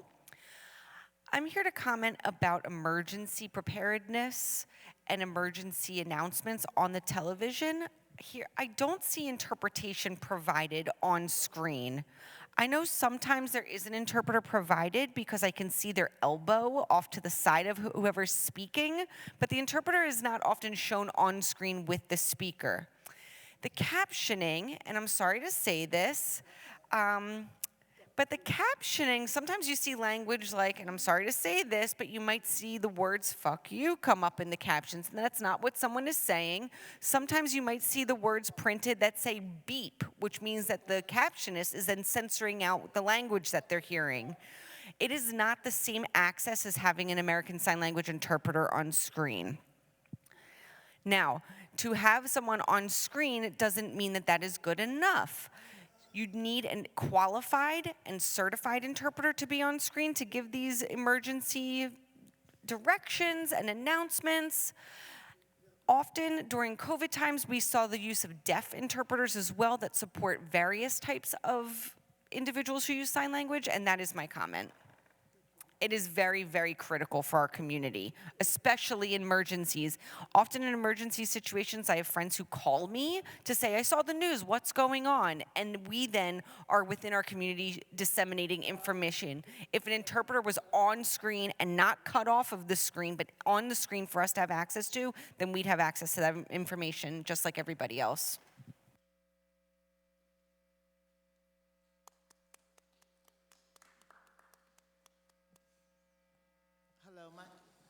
Hello, my name's Rosalind McKelvey from Germantown Deaf Ministries Fellowship, a deaf advocacy group. And I thank you all for being here, and also for Councilwoman Landau, who's helped me in many situations. I'm also representing, not officially, the Southeastern Pennsylvania Functional Needs Subcommittee that helps with the Red Cross and FEMA, and PJ Mariachi, who's our representative to FEMA. I'm only here, I will not repeat all of the information. I give great appreciation for the comment of the deaf man who spoke. I can sign, but these are wonderful interpreters for us today, and I give you praise. The short things that I would like to give to you, one is, if you can feel the frustration of people who are deaf but do not speak English, Shenzai Wokoishwa Putonkwa. Speak in Chinese, I just said, I speak Chinese. Yo hablo español. And when someone's coming here to Philadelphia, they read lips. So we're asking that, as he said, please use certified or qualified interpreters that know how to speak and understand the different languages coming in. We also are going to hop down to thank you, SEPTA, for allowing us to have our aides come free on SEPTA. Then we get to situations and find out they cannot come in with us. The toileting skills, the help they need is not allowed, and I agree. You need to say whether you're accessible or not. But on CCT, the deaf and the deafblind are held hijacked. They get on and think they have a short ride, and it turns into 2 hours. No bathroom break, and they do not know where they're going. So these drivers cannot talk the languages. Moving on down to, as he said, in the emergency wards, VRI, the little screen. If a deaf person has an eye issue, semi-comatose, or is drowsy, I work as a chaplain in a hospital, the nurses walk in and say, oh, they're sleeping. And they have brain tumors, things as such. So the VRI, and Igor expounded on it, is not always good for a deaf person on a screen when they have a stroke and their hand is off camera and you cannot see. They're trying to tell you they're in pain, and they try to use families. So in-person interpreters are requested by the deaf in all these emergency situations. And when the caregivers have an emergency, they leave to go to their families, and the people that need help do not have even their caregiver in an emergency situation. So please consider that when we're inviting people from out of town, that the caregivers are going to leave their clients, and they're the ones with the telephones. Last but not least, using in emergency situations people who are not qualified. Sometimes we go past. I'm a religious interpreter, but using the abuser of people when they're the ones who know how to sign or know another language is not appropriate in any language to use the interpreter and family members. So please, let's work together, as they say, and on finding solutions for these. And we thank you. I'm going to hold my comments there to say Germantown Deaf Ministries is willing to be a deaf advocate for any language. If we can help you, free lessons. Thank you so much for your time.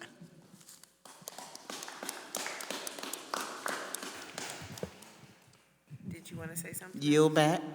I do. I think this is important to mention because some people don't understand the vocabulary and the intricacies of the English language.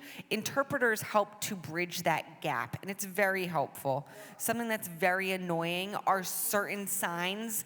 There's a sign, for example, that looks like the old sign for a disc, like a CD, but an interpreter I saw on screen used it to mean drugs or medication. That causes a major communication issue. There is an evolution of signs being used, and people change and use different signs depending on where you're from, and that then causes additional complications. We need people who are using the appropriate use of American Sign Language when we're providing this access. And thank you to Channel 10 and 3 who are trying their best to go past union rules, because the cameramen are supposed to get headshots, and I have a group of people who call in and say, we cannot see the interpreter. They don't like hear me calling. But they will pull back within minutes and show the interpreter on screen.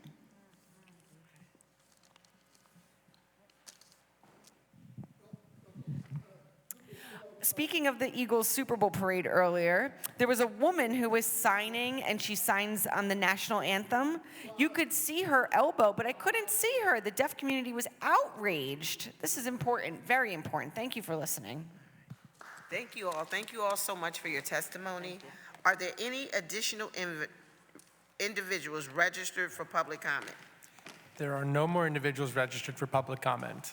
There being no further questions from members of the committee and no other witnesses to testify, is there anyone else present in this hearing whose name we have failed to call that wishes to offer testimony on the resolution being considered today? Hearing none, I want to thank all the panels and witnesses for their participation today. We value your opinions. This concludes the public hearing of the committee.